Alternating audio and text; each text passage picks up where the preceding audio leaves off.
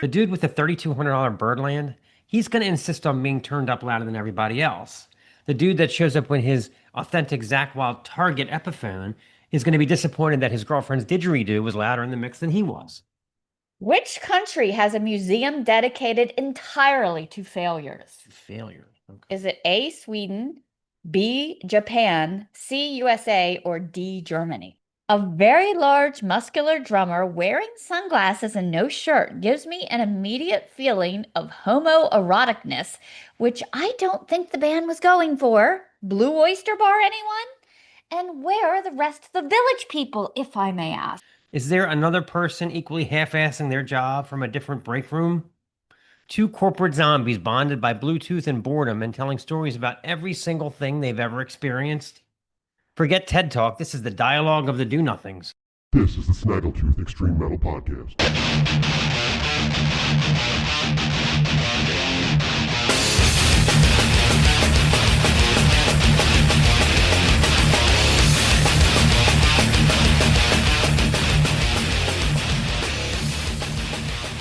So, we survived another festival Sure did. with an equally weird bed and breakfast. Yeah, it was really weird. One of this, I'll put the picture up. One of the scariest Last Supper pictures I've ever seen was in this. Curtain. It was on a windowsill behind a curtain. And also, I've never stayed in a house or been to a house where there were so many birds flying in the windows. It was like every couple of hours you just hear, and it would be, oh, there's that cardinal again. We saw her like hovering right outside the door like a hummingbird. Yeah, it was a little unnerving. It was I always think to myself, does the bird think, wow, that bird looks a lot like me? You know. and I mean we have cardinals around here. I've never ever seen them flying at our It was doors happening and so windows. much, like throughout the night, we could hear it happening. I was like, what are they're trying to get in here The all night problem long. is not only that, but we were trying to sleep in because a lot of the nights were late, so we Yeah, were yeah. trying to kind of sleep in and not get up at our typical 6 in the morning. Yep. And by 10 o'clock, I'm like, okay, we're up, bird. It was crazy. And from being at this music festival, let's say there are a few band-aids that we came up with. So we spent the weekend surrounded by bands from Maryland and the neighboring states. I think the furthest out was like a band from Nevada, a couple from Canada, but it was a lot from the Northeast. And we had a great time, and many of them blew us away. We saw a lot of great performances, but we did notice some patterns with the crappier bands. Yeah. With some of them, I couldn't help but think to myself, okay, this is 2025. There is so much music out there, so many bands. The competition is insane. And with some of these guys, it seems like they think a cool beard and a sexy amp head is all it takes to become the next Rage Against the Machine or something.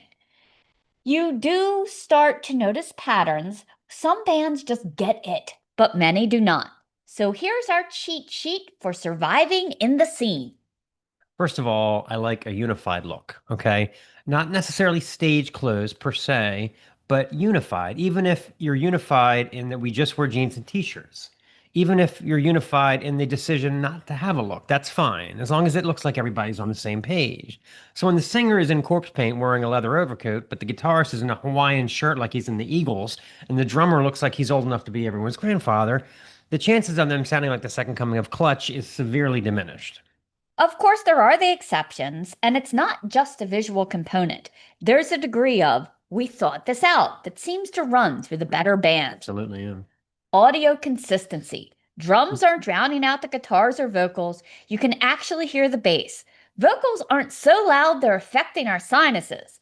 Sometimes it's the back of the house guy, but sometimes it's that one dude on stage who keeps screaming, "More me!" until the sound guy just rage quits and leaves the faders wherever they landed. That's a true story, actually. The more me. Along the same lines, the band should sound rehearsed. If I was still in a band, I'd be practicing together in the same room as much as possible.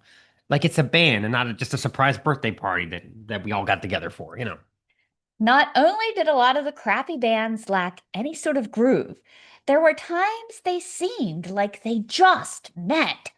Like the one singer who started doing the Anselmo Rollins stomp through the crowd routine, And the guitarist looks shocked. Shocked. I mean, I like a sense of danger. But if half the band is afraid the singer's going to clothesline somebody or just head for the parking lot, it's going to affect the performance a tad. Yes, I agree. The consistency sort of lends itself to equipment as well. Usually anything flashy or vintage guitar-wise is bad news, okay? The dude with the $3,200 Birdland, he's going to insist on being turned up louder than everybody else. The dude that shows up with his authentic Zakk Wylde Target Epiphone is going to be disappointed that his girlfriend's didgeridoo was louder in the mix than he was. One band, they were instrumental. Automatic props from me if you lose the vocalist.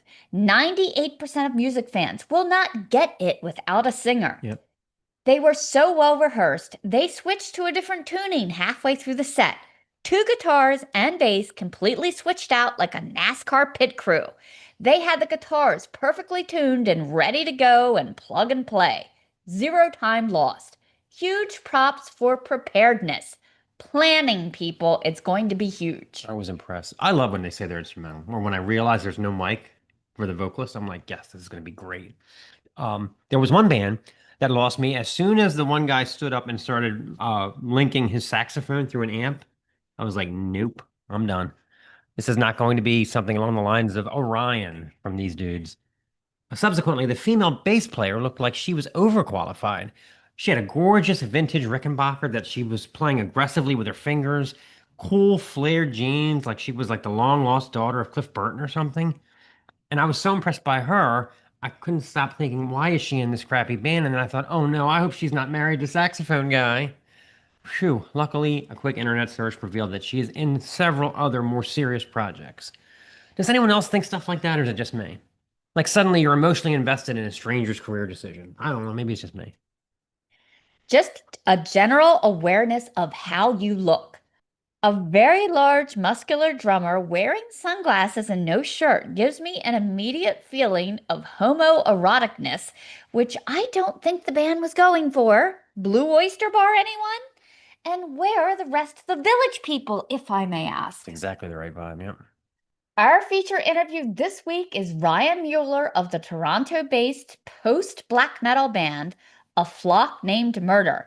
We have a great visit with Ryan and get into the do's and don'ts of pre-show vocal warm-ups, their penchant for long songs, non-metal music favorites, and an excellent wardrobe malfunction. So stay tuned for that.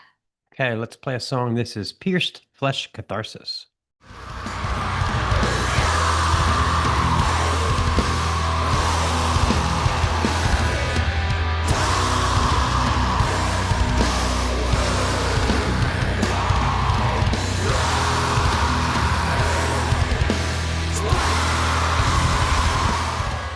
Okay, let's talk about Patreon.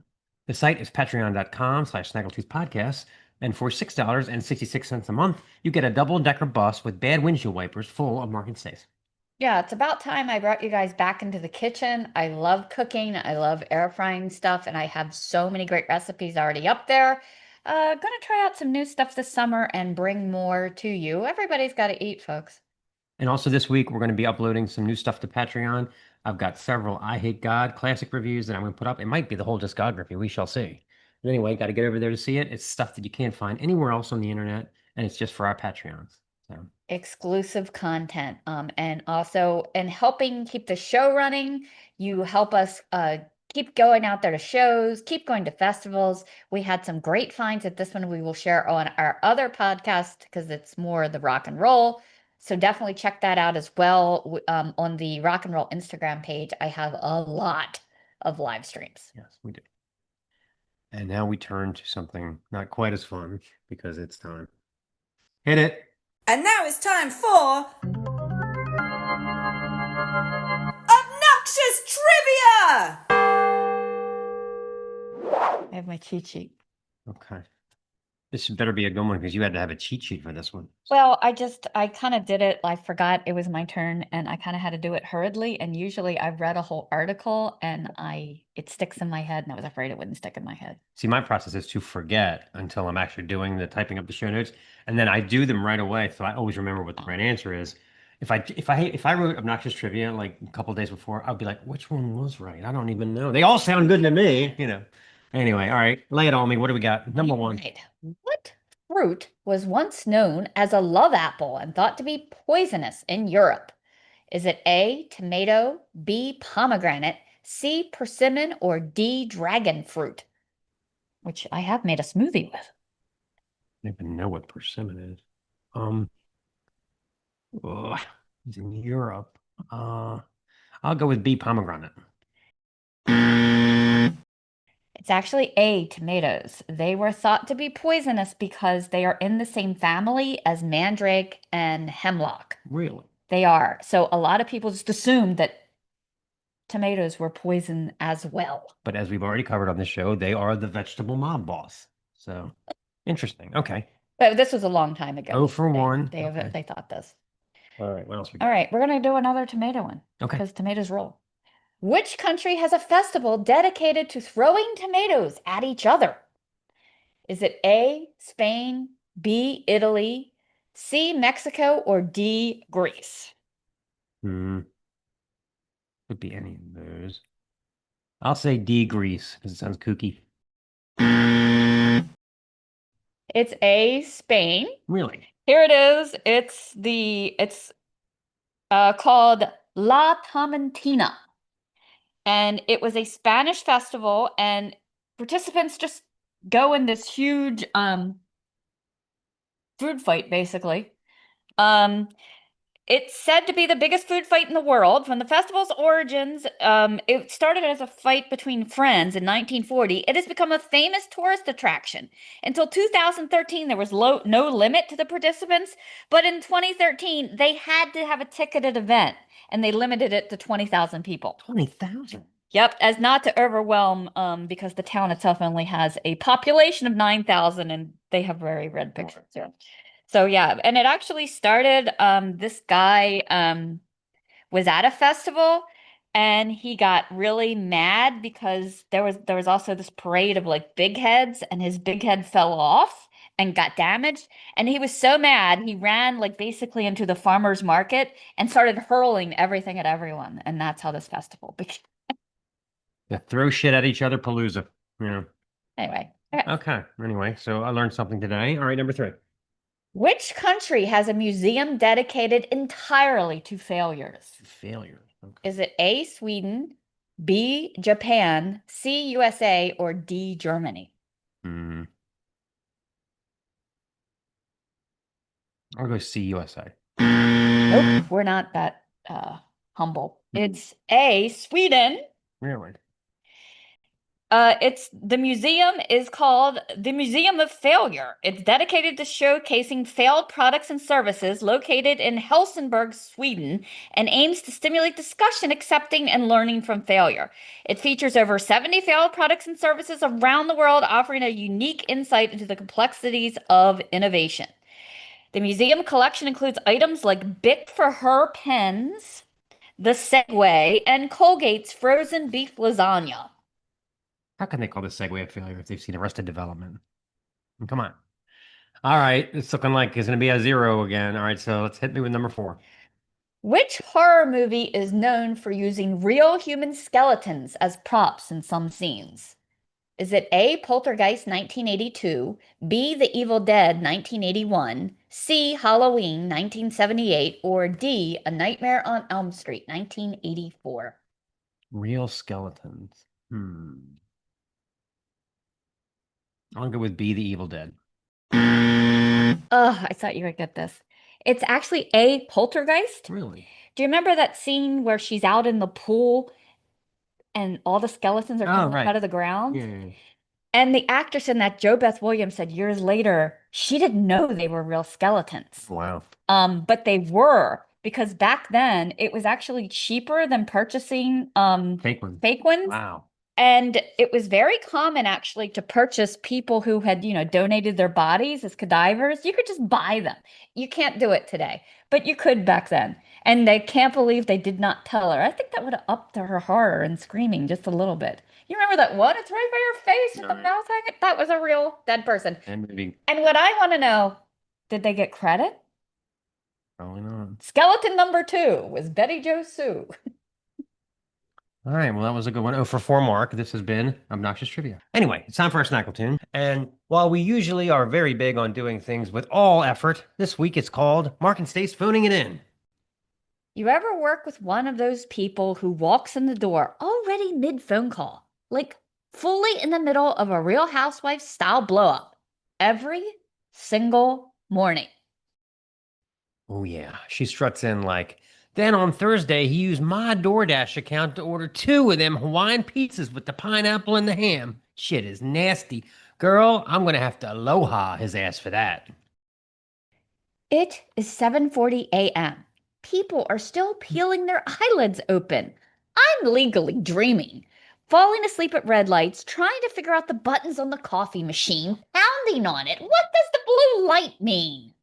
Can't help but wonder, A, who did you find that isn't offended by a call this early in the day? And B, are they actually listening to your romantic pizza stories? Don't get me wrong. I'm infinitely pleased that you have a chat buddy. I'm just now realizing that I grabbed a bottle of ranch dressing for my lunch and my blouse is on backwards. So me in the morning, my thoughts are, wow, that guy has a lot of bumper stickers. Eat potatoes and love longer? The Pope is Nosferatu? I hate bumper stickers? That's ironical. What is this idiot doing? Reversing into a high-speed lane. Whee! Apparently auditioning for the Fast and the Furiously Reckless. He's not going to live by rules anymore. There's Carrie from purchasing. Please don't try to talk to me. And how about the FaceTimers? Oh my God, why are we FaceTiming in the morning in 2025? Like, I'll glance at my phone and accidentally open the front camera jump scare. Hair a mess, bloodshot eyes. Christ, I look like Gollum after a weekend bender. I look tired?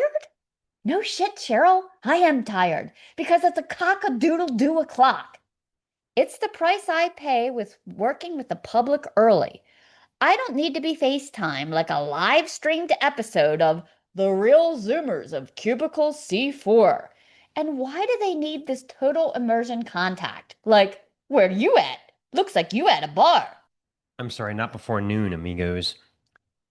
And you used to be able to get on with white lies. Remember that?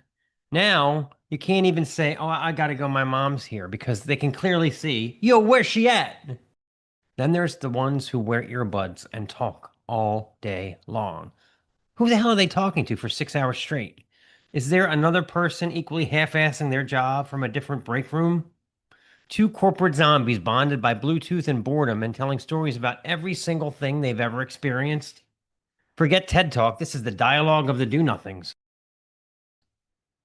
I once dated a guy like Morning Chatty Ken. He called me on the way to work. I was like, the party you are calling is still in snooze mode. Who are you? And what do you want from my REM cycle? And he worked at like the Pentagon or Area 51 or something, you know, very hush-hush. There's nothing sexier than a high security clearance. Let me just say that. So much so, he just told me that he did bad things to bad people. Okay, not sketchy. So every morning he'd be mid-chat and then go, oh, hold on, babe, and yeet his phone into the glove box while he went through security. And there I am, yawning and rubbing sleep out of my eyes, listening to his registration and secret government papers rustling. Hang on, how secret could they really be if they're in a glove box sandwiched between expired Checkers coupons and a stick of lip balm from 2023? Come on. Then he'd be back. Anyway, where were we? What are we going to do this weekend? Buddy, I am still trying to remember how doors work. All I want in the morning is caffeine and no human interaction like a civilized person. Yeah, I had to end more than the call. Bye-bye, loser. Good luck tracking our subs in the South Pacific. How is it that you are still on the market?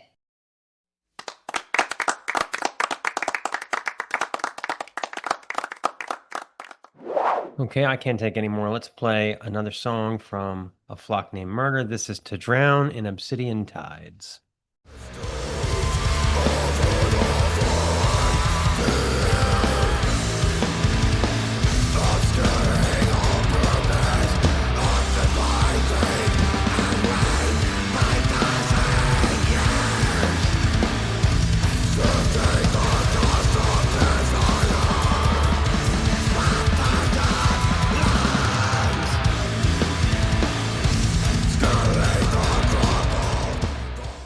Okay, let's talk about Coffee AM. Okay, Lush is going to help me with this one. Hi, Lush. Lush is very into podcasting today.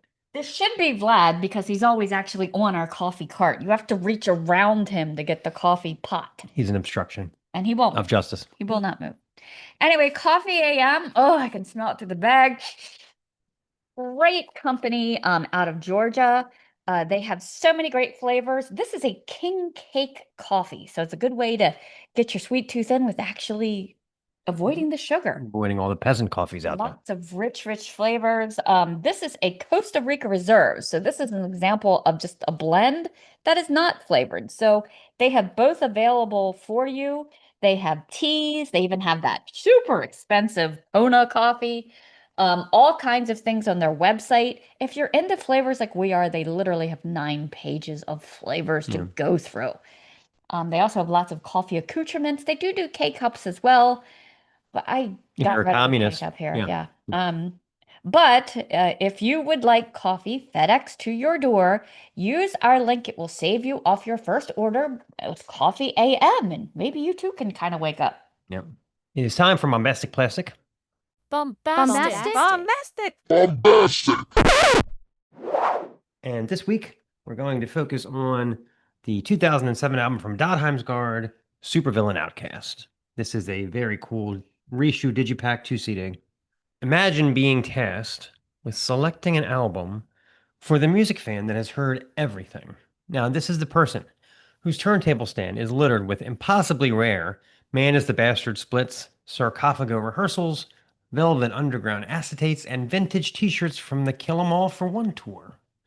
Want to hold a pristine copy of the Beatles' Butcher album? There it is, sitting next to Varg's Mace Club on the fully restored Kiss pinball machine, next to some handwritten lyrics from Joni Mitchell circa 1971. The uber weird Norwegian black metal collective known as Dødheimsgard has been active since the mid-1990s, and over the years its ranks have included former members of Dark Throne, Orna War, Dimmu Borgir, Olver, and Ved Ben's End, among others. The band, built around mainstay India by way of Oslo multi-instrumentalist Vittonik, real name Yustaf Parvez, quickly moved away from orthodox black metal within a couple of years and into stranger pastures, fusing industrial metal, piano interludes, choral vocals, and other avant styles into their mix. By the late 90s, the band had evolved into an infirmary of sorts for Norwegians looking to let their freak flag fly. The Supervillain Outcast album came after an 8-year hiatus, likely caused by a near overhaul of the lineup and a tragic accident for drummer Carl Michael Ida, who fell from a 4-story window in 2005, losing his ability to play double bass drums. Vocalist Aldron, aka Jorn Denker Gjerda, whose soaring psychedelic style had been such an integral part of the Dødheimsgard sound, only contributes a couple of songs on this record. Most of the vocal heavy lifting here is overseen by newcomer Matthew Joseph McNerney, listed here as Kvost, and the production team of Oslo-based engineers Henning Bortney and Inger Hunskar worked close with Vittonik, alternating the band's grandiose synth-heavy sound into something other. The drums are a combination of programming and organic performances, and the guitar sounds are much drier than on previous records, combining dissonant passages with groovy rock riffing infused with all manner of eerie noise, distorted voices, and looped samples. McNerney's lyrics are a strange amalgamation of social commentary, bleak landscapes, and super violent panoramas, like driving nails between my teeth, kicked to my feet, no sleep for weeks. They are not the highfalutin borderline Shakespearean verse of Aldron, who does craft the lyrics to Ghostface Soul Constrictor, and it does not disappoint. The soul murder armory is ready to go, so I blow up my sense of logic, deluded in default. Gotta love Aldron's lyrics. Even so, there's enough apocalyptic poetry on this album to keep any metalhead entertained and just slightly confused.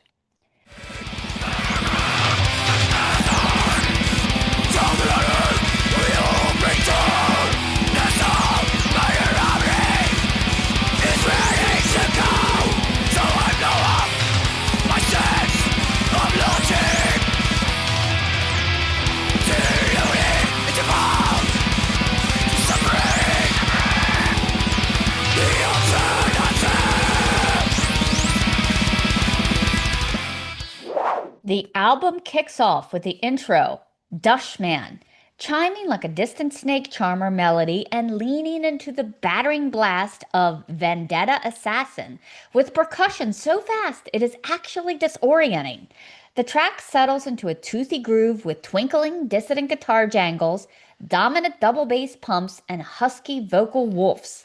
Some of the song titles here are odd to almost a point of cringeworthiness, like Supervillain Serum and The Snuff Dreams Are Made Of, the latter of which is forgivable due to a fantastic groovy riff enveloped in glitchy electronics with a dissident edge and relentless tempo changes and choral chants. By the time we get to Unaltered Beasts, the pattern is clear.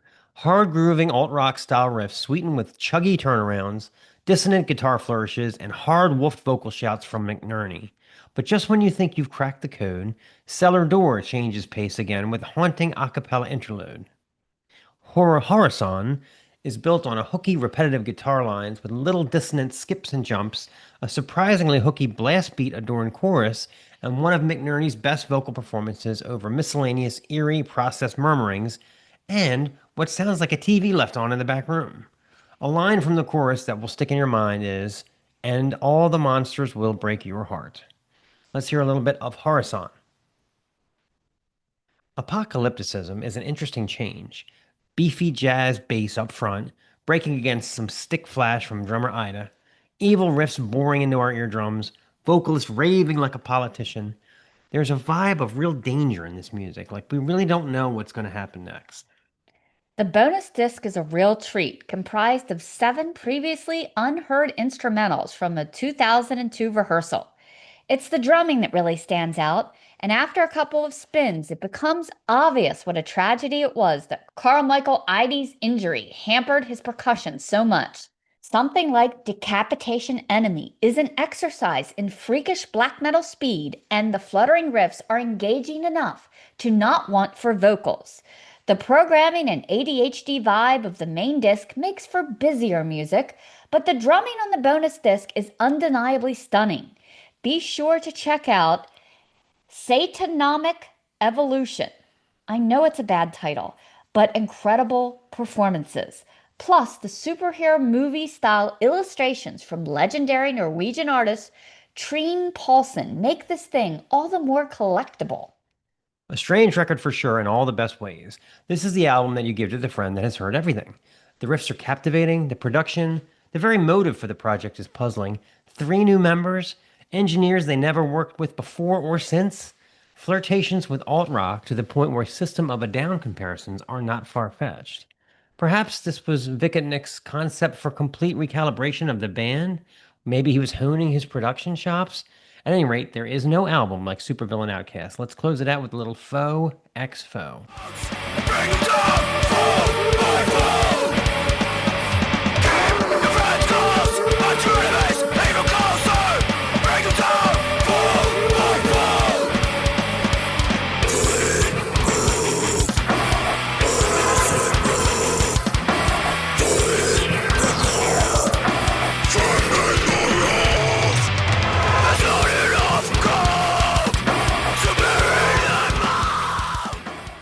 Okay, what interesting to read? So I was excited to talk with Ryan to learn more about a flock named Murder. This fell into my lap to review. Honestly, blew me away. It is true that I have jogged a couple times to some of these really lengthy songs, and I'm like, well, this is going to be with me for the next mile and a It's a half. really weird feeling after talking to them that this is going to be like another Black Braid or another SQL grind where they're just suddenly going to blow up. I just have this weird feeling that they will. So, not quite to Gudalax levels, but possibly. Anyway, take it away. So, starting off as brothers, were you always into creating music together? Was it like making noise in the basement, or did this kind of come about later? Well, it kind of like we always had musical blood in us, right? I mean, my dad played guitar since he was 9 years old. He's more of a classic rock and blues guy, right? Okay. So music always ran in the family, whether it was just us seeing him play with bands or just him playing at a campfire when we would go on cottage vacations and stuff like that. And when I was 9 years old, he put a guitar in my hands shortly after a Florida vacation. My brother Cam He was, he just liked hitting things, he always liked, banging on like his pillows and stuff like that. Yeah. So he naturally took up the drums, and for a little bit, when this band finally formed, or at least when we started playing music together, initially I wasn't even an original member. Like we, Cam and our best friend Sean, who was the original bass player of Flock, they started jamming with someone, this guy named Robert, who we met through a friend of our dad's, and they started jamming together as a three piece, just making some noise in Robert's, not basement, or actually was a basement, yeah. And then eventually I was sitting in on their jams for a little bit, and I was starting to pick up the riffs that Robert was playing. So I started joining, and then I ended up writing some of our own stuff. And eventually they kind of didn't really see eye to eye with we didn't really see eye to eye with Robert anymore. So then he left, and then I was like the main guitar player in the band. So yeah, that's sort of how we started playing music together. Cam got started off first, and I was just kind of playing on my own, and then I sort of just worked my way into the fold, and now it's basically our brainchild. So Yeah. Yeah. And was your dad supportive of the type of music you were making? He said, you said he's a classic rock guy. well, I mean, he still worships at the altar of Tony Iommi, right? So he still Yeah. loves he loves old Sabbath, he loves old Priest and Maiden and stuff. My mom's a huge Iron Maiden fan as well, so it very much runs in the family. Cool. I think for the kind of extreme metal that we're playing, it took a while. It took a little bit of time for them to kind of wrap their head around what we're doing, and I'm not sure if I would really say it's like, their go-to, but there's definitely bands that we've played where they've both said, "Oh, this is really good." And just in general, they wanted us to just play music and be happy in whatever shape or form that it took, right? So, That's cool. yeah, Yeah. they've That's always cool. been very, very supportive of what we're doing as a band. So, That's great. Yeah. So in Metal Archives, it looked like you were once Goliath or Sovereign, or were those the other incantations of this when you had the sort other of like the pieces? other incantations, you kind of just nailed it right there. I mean, when the band first started playing together, it was called Goliath, and then after we kind of just took the band on our own, and Robert left the fold there, um, that's when we changed our name to Sovereign, and we went by Sovereign for quite a long time, actually. It was named after the Neurosis EP, Sovereign, and also just us kind of just like symbolically us being our own thing as a band, not really conforming to a lot of specific genre tropes and such. Um, and we went by Sovereign for a long time, played a lot of great shows under Sovereign. I mean, we opened up for Falls of Roros on Christmas. We played with Imperial Triumphant, played with Rosetta. We played a lot of great shows under that, but there was just too many bands called Sovereign, and it got to a point where we played a show, and someone thought we were a band from Arizona, so they came here to see us Yeah. thinking we were someone else. Fortunately, they still liked us, but at that point, we realized we needed to change identities, so to speak. So, Yeah. How did you come about picking this name? It's a very artistic name. At first I thought of Edgar Allan Poe and then Counting Crows, neither of which are correct. yeah, I mean, when I was it's funny, when I was in the UK recently for Fortress Festival, I was talking to John from Agalock, and I was telling him about the band, and and I made the a flock of seagulls joke too. So, Yeah, but yeah. in terms of this, it was actually going to be a song title for a song of ours that at this point it's still unwritten, and we're kind of cannibalizing it, taking the ideas and putting it into other songs and such. But it was originally going to be a song title, and Cam had the idea of turning it into a band name. And at first, I wasn't actually into it because I thought people would just hear the murder part and they wouldn't think of, the murder of crows Right, right. until I was talking to some other folks I knew, and they got the reference right away. And I thought, okay, well, people are understanding this. They're not as stupid as I thought. So Right. then I had to talk to Cam, and I basically had to bully him into almost taking his own idea back, because he was at that point he was over it. And then I was like, no, no, no, no, this is our band name. It's sick. And people understand it. I was wrong. We're taking this. And I had to basically just over the phone, I had to just be like, Cam, we're taking this name. Um, Yeah. yeah, I guess in terms of like the meaning, there is a symbology behind crows. They're very independent, even though they exist as part of a flock, right? And I feel like that very much defines us as well because, yeah, if you listen to the different parts of our music, the different facets of our sound, you can listen to these riffs and think, oh, this kind of sounds a little bit like Emperor, or this sounds a little bit like Cult of Luna, this part sounds a little bit like Ulver almost. But we're not necessarily any one thing. We kind of exist as part of that scene, but we're also very much, we're kind of like the black sheep in a way. We're kind of off doing our own thing. We're not trying to be any one thing specifically. We're not trying to conform in a way. So there's that. And then there's other cool just lore about crows too. Like, crows are like the harbingers of storms, for instance, right? So there's a lot of cool stuff about it, but that's, I guess, that's the meaning in a nutshell. And then That's in cool. terms of the phrasing, a flock named murder, it's kind of just a cool play on words instead of just saying a murder of crows, because I mean, fuck, Yeah. anyone can think of that, right? So Yeah. I was thinking we should have it where we're in Baltimore for the Ravens. I think that would be a good tagline for them. Like their D oh yeah. line, right? The A flock name. flock named murder. I Yeah. like it. Yeah. Well, the NFL's a little too PC for murder. Yeah, probably. Yeah. Yeah, that's probably not a good look, actually, now that I think. It's true, though. I mean, a lot of those one syllable names, like you said, it could be 52 bands go by that, and, Yeah, and you don't stand out. Yeah, it's really hard nowadays to find like that one word that, has not been taken yet. So I love the album cover. I think I said in my review it was like Satan's crackpot getting dumped over people. Did you kind of guide that artist, or was it a picture that already existed? I love the melting hourglass vibe. Yeah. Yeah, that was very much it was something that we commissioned him. So the artist who did it, Adam Burke, he also did our last album cover for our record Unappointed Time, with the one that has like that owl perched on a fence there. That one was a license piece. It was already done, and then we licensed that. This was a commission, and we knew we really liked his art and we wanted him to do a piece for us. So yeah, we very much guided him on that. In terms of the symbology behind it, I'll do my best. This is very much more so my brother's brainchild, and unfortunately, I don't think he was able to make it for the interview today. Okay. But it does have a lot to do with like some of the lyrics on the record as well. So, for example, one of the lyrics in the song Pierce Flesh Catharsis, rivers of vermilion ash are wept into the broken hourglass. And that's something that you can directly see on the album cover, right? So, um, basically, we have like this very godlike figure, this very skeletal godlike figure that's kind of, I guess it's almost like he's at the mercy of time itself in a way. I guess you can say that. Um, wish I could describe it better.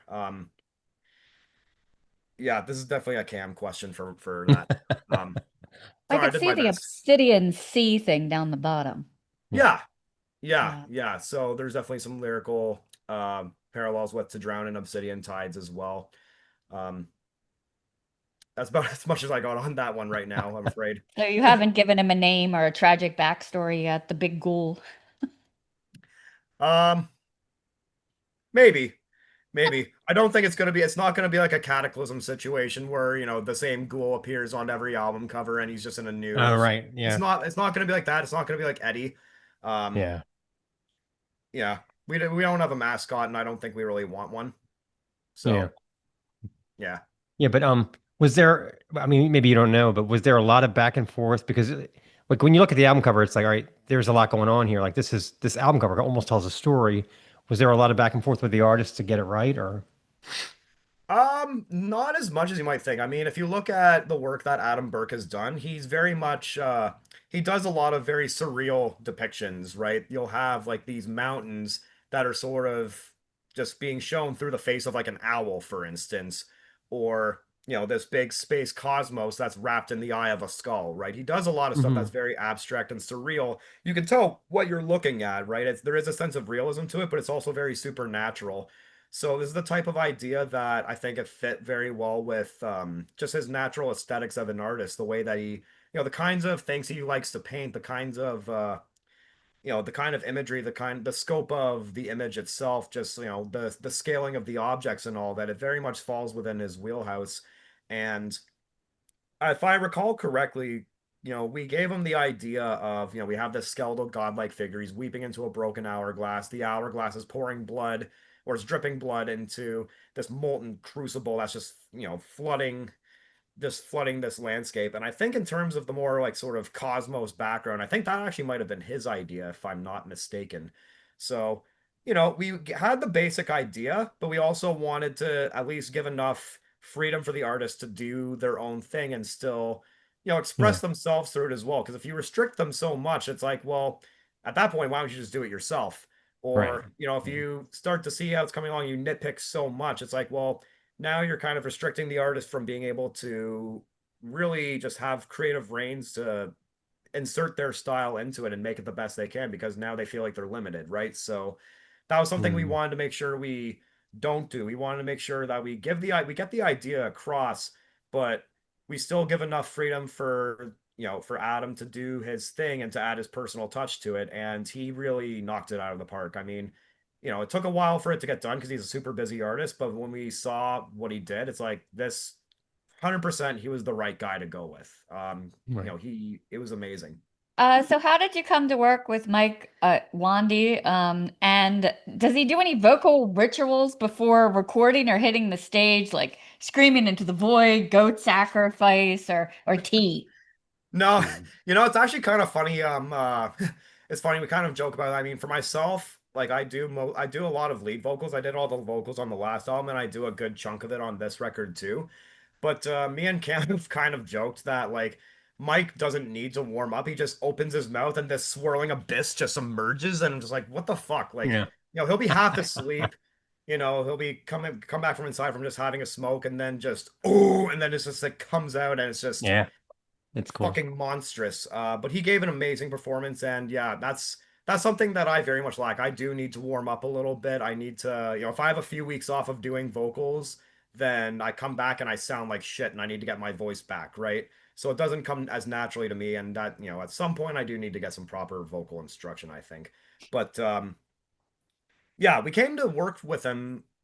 We sort of stumbled upon him because prior to him joining, we had just finished recording an appointed time, our first record, and then our bass player Sean had to leave because just things were just getting too busy for him. Life was getting in the way, and he didn't have his full situation sorted out for wanting to for being in the band with us. And it was all amicable. We still very much love Sean. He's still our best friend. We still talk to him, right? Um, but that left us without a bass player, and then how we stumbled upon Mike, I was going to Covenant Fest in Montreal, just a metal festival there, and him and his girlfriend at the time, they were, we were driving back from that festival. We were hanging out there, and when he was, I was telling them about how we needed a bass player, and I was playing them the record, at least the early mixes of it, and he was listening to it. He's just like, "Fuck, you guys need a bass player," and we're just like, "Yeah," and well, that's kind of just how it happened, really. So we just kind of stumbled upon him. It was very much just like one of those match made in heaven sort of things. He ended up being a great fit stylistically. And the fact that he did vocals as well was nice, because then it adds another dynamic to our sound. And it also Yeah. gives me a little bit of a break too, so that I don't have to do all the vocals while doing technical guitar parts. I can actually, have some way to relax on stage if that's possible. So, Yeah. We had a interview not that long ago where one of the old school guys said that he eats Chef Boyardee. Was it The can pulled out of the got some can bear mace. because the vocal cords, and it helps the growl, or the cup mic and stuff. So if I guess I was like, if okay. you ever find yourself wanting an edge, that was what he yeah, said. I've heard some stuff like that. I have a friend of mine who now lives in Nashville. He used to live in Seattle, but when he does vocals, he drinks like chocolate milk. He drinks like a milkshake. Right, the I've coat, heard, and then another yeah. friend of mine has also said like before recording vocals for his record, he like chugged a gallon of milk or something like that just to get the proper guttural there. Yeah, yeah. Yeah, I couldn't do that. I mean, milk actually fucks my voice up, and I've learned that the hard way once. I had a slice of pizza like a couple hours before going on stage. We were opening up for Uwada of all things, Right. and all it tasted was fucking pepperoni pizza, and it was not good. I mean, I got through it, but yeah, that was just not a good idea. Right. If anything, These things you learn. Yeah. I find like a good beer will actually help just to kind of loosen the voice up and kind of get the breathing going a little bit more. Now, I don't know about like a heavy beer like Guinness, that might not be the right one, but like if you know, like a lager, like a Sleeman or something like that, I think that would help. So, Yeah. mhm. Yeah, one of my favorites of all time, this is hard to get down here, is from Canada. It's called La Fin de Monde. It's I think my favorite beer ever.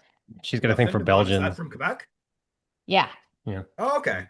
Yeah. Yeah, it's a Belgian. I love it. I've never found anything quite like And it. weirdly, it tastes better in the can than it does in a bottle, which is unusual, you know. If you get the bottle, you weird. have to get the one with the cork in it. If it's just the Right. regular bottle, it just doesn't have the effervescence, and the can has the effervescence. Yeah. I don't know what Mm. voodoo they do with Yeah, We us. so could it's have almost a like we a could have a Guinness in beer that case drinking then. podcast too if we had the time, you know. Anyway. Yeah. So I did love Incendiary Sanctum. That almost feels like an oxymoron. It's a safe, sacred place that's literally on fire. Right. It's such a Yeah. vivid and contradictory image. Can you unpack where that title came from? Was it tied to a specific theme, or did it emerge after the music was blazing? That was something like we were thinking of album titles for a while, and again, this is Cam's wheelhouse, but I think I can comment a little better on it than I could with the artwork. Um, but that was you know, it has to do with that idea of worship, right? I mean, worship can be a dangerous thing. If when you start when something that you admire reaches to the point of worship, that thing that you worship could do no wrong, right? So I mean, if we look historically, you can look at you can look at religion through various centuries where it just had got out of hand. But in today's day and age, I mean, we can worship ideals, we can worship concepts, we can worship, something that we see as progress, but really we're blind to the negative repercussions of what that progress can entail. Of course, without getting political, of course, this can go into politics as well, Right. Yeah, right? You sure. worship a Right. political figure, this guy can do no wrong. Well, then when he does stuff that even though you voted for him, he starts doing something that is very cruel and unjust, and you find ways to you kind of find ways to go through these mental loops of you jump through these mental hoops of finding some sick way to justify it. And that's at that point it leads to just it leads to blindness, right? Willful blindness. So it's doing away with that idea of worship, and that it's okay to support something, but don't be so um I guess don't be so willfully blind to it. Don't still be critical when it's needed. So Yeah. um that's about as much. Yeah, that's can I feel like Cam would probably explain it a little bit more eloquently than that, but that's generally the idea of it. It's like that's that place of worship that you have and kind of doing away with it. Yeah, I liked a lot of those themes, and I started thinking, do people have like that kind of thing on a small scale? I mean, because be real, we all kind of have something, even if it's our coffee addiction, that we might put ahead of everything else, or even I don't know. Or on the other side of it, they have, like you were saying, people have such forward thinking, and yet we're taking down statues that were historical, but now we're incorrect. Well, incorrect, right or wrong, it's still history. It is still history. I mean, I think it's I think it kind of depends on the statues in question. I mean, like if it was a statue of Hitler, for instance, I think that deserves to be torn down. It's some things don't need to be commemorated that way.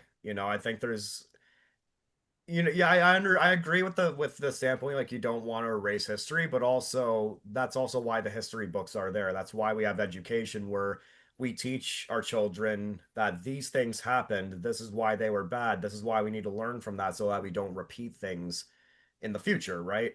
Right. And well, I'm not sure if we're fully following that right now, but that's about as much as I'll say on that, I think. Yeah. Yeah. Probably smart. Yeah. So I wanted to ask you, so if you like say you get a festival slot and you've only got like 35 minutes or so, like how are you going to shorten the songs or are you just going to do a couple? How are you going to handle that? Or No, how we're have not a you fan handled of it? like doing like medleys and shortening songs like that. No. Yeah, I mean, I've seen some bands do medleys. I remember I think the first time I saw Agalock, they did one medley once of I think it was Hallways of Enchanted Ebony and Embers Dress the Sky. I mean, those are both Wow. pretty long songs, but that said, they still packed the set list with like a ton of other shit. They played Faustian Echoes in full, and that's 20 minutes long. Yeah. So you want to hear the full song, right? And that's sort of how we Right. see it. Right. Like, we put a lot of effort into our songs. We've spent, literally years fine-tuning and crafting it properly so that when you listen from beginning to end, it has a proper structure and it has continuity through it. It's not just like, these are long songs, but it's not just smacking a bunch of unrelated ideas together. We like to make sure there's still some sort of common thread so that by the time you get to the end of the song, you still remember how it started too, right? Right. Right. So we put a lot of thought in that composition. So then the idea of just shortening it just for the sake of playing a festival, we don't really want to do that. If anything, if we take so, say we have like a, 35-minute set or a 30-minute set, you know, when we play the Eulogy Fields, I mean, aside from the ending that has like the waterfall samples on it, when we play it, it ends up being around like 16 and a half minutes, I think. You throw that on top of Catharsis, which, Pierce Flesh Catharsis, which ends up being around, I don't know, 12 minutes, I think, when we're done playing it, or 11. That's like a good 30 minutes right there. If it ends up being a minute or two short from the allotted time, then so be it, right? We don't want to start cramming things in just for the sake of it, because we want to present these songs the way that they were intended to be, the way that they were written. We want people Yeah. to hear the full experience.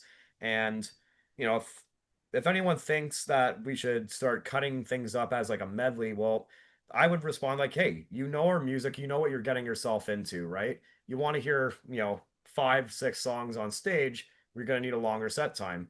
Now, that said, we Yeah. are trying to, for like future material, we are trying to shorten the songs so that we can have, like, for a bunch of reasons, so that we can have more options of set times. But also, I like the challenge of, can we take people on this journey that we do, but condense it so that it doesn't take forever, so to speak, Yeah. right? I do think that the songs that we've written on this, I think they're justified in their length, and I think they hold their weight.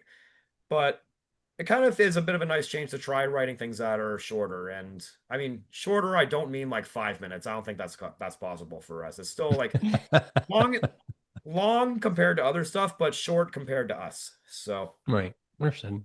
Yeah, I imagine you trying to write a 5-minute song would be like asking a novelist to write a haiku. yeah, yeah, Yeah. that's impossible for us. I don't think we're gonna do it. So, Yeah.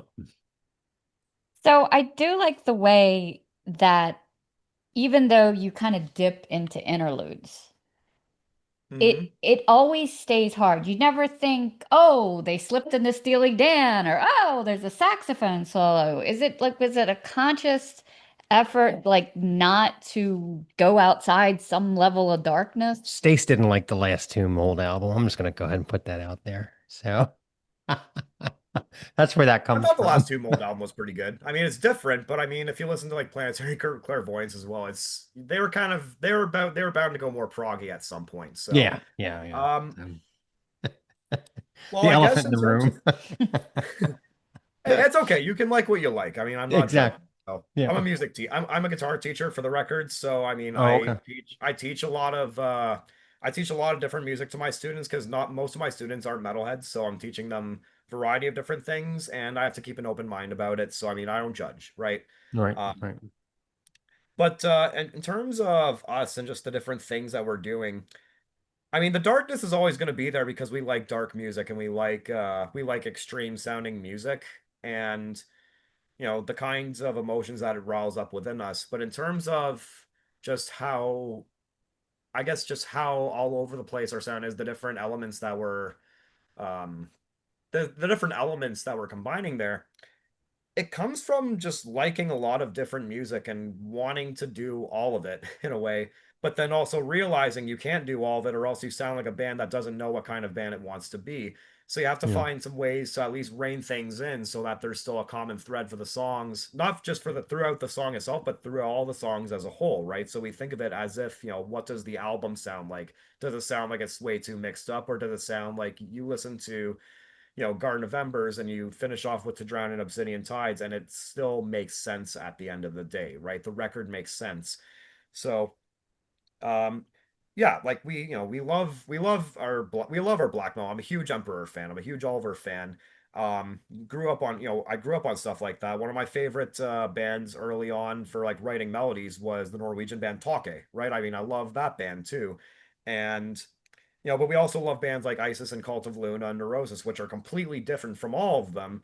And we want to incorporate that in our sound. So it's like, well, how do we take the sludge and doom that Neurosis would do and the atmospheres that Cult of Luna and Isis would have? How do we meld that in? And oh wait, we also like nasty fucking death metal like Dead Congregation and Incantation. So what do we do with that? Yeah. And it's a matter of then I guess you have to go song by song. You have to listen to the whole thing and see how it all fits together if the song has a way of making sense without feeling like it's going too overboard in any direction. So, but yeah, it just comes down to just liking a lot of music and wanting to do all of it and seeing if we can find a way to rein all of our influences together, which at times it has been challenging. What do you think the most non-metal influence you have that secretly creeped into your sound, like ambient jazz, horror movie soundtracks, Gregorian chant, or a Barbara Streisand?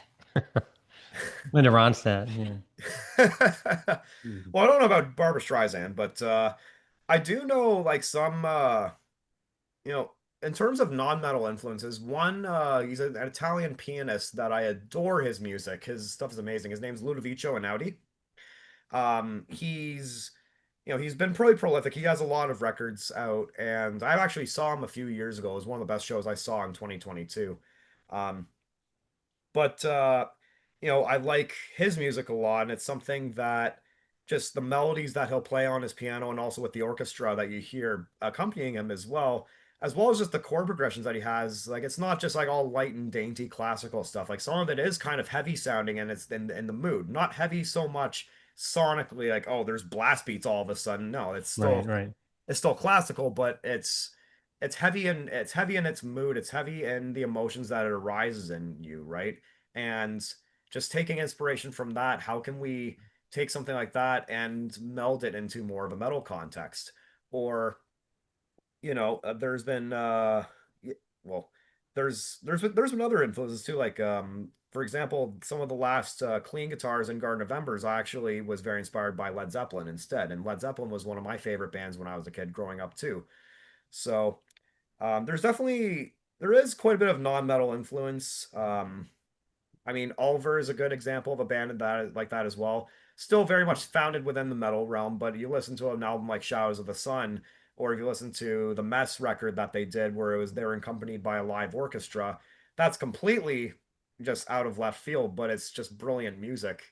So, yeah, stuff like that has been a huge influence on us as well. Bands like Cripple Black Phoenix, which they're not really in the metal realm as well, but they're just really, really emotive sounding post rock. I mean, you know, I'll say it like this: we're not just metal lovers; we're music lovers, right? So we have a pretty wide palette, and we like to, whenever the time is right, we take inspiration from all of it in some different way to meld it into whatever comes out on our records. So, Yeah.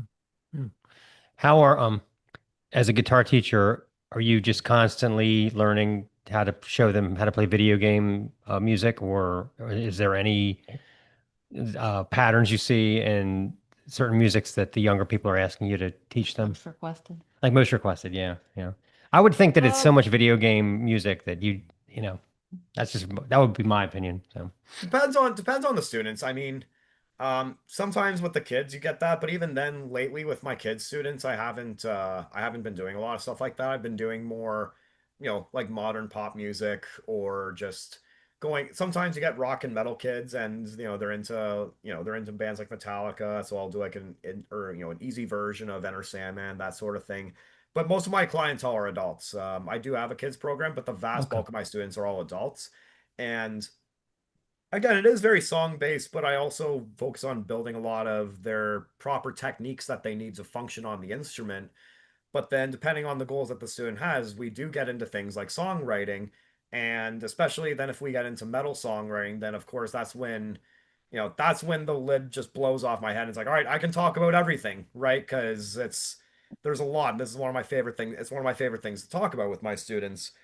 Um, Do you have a special and tritone lesson?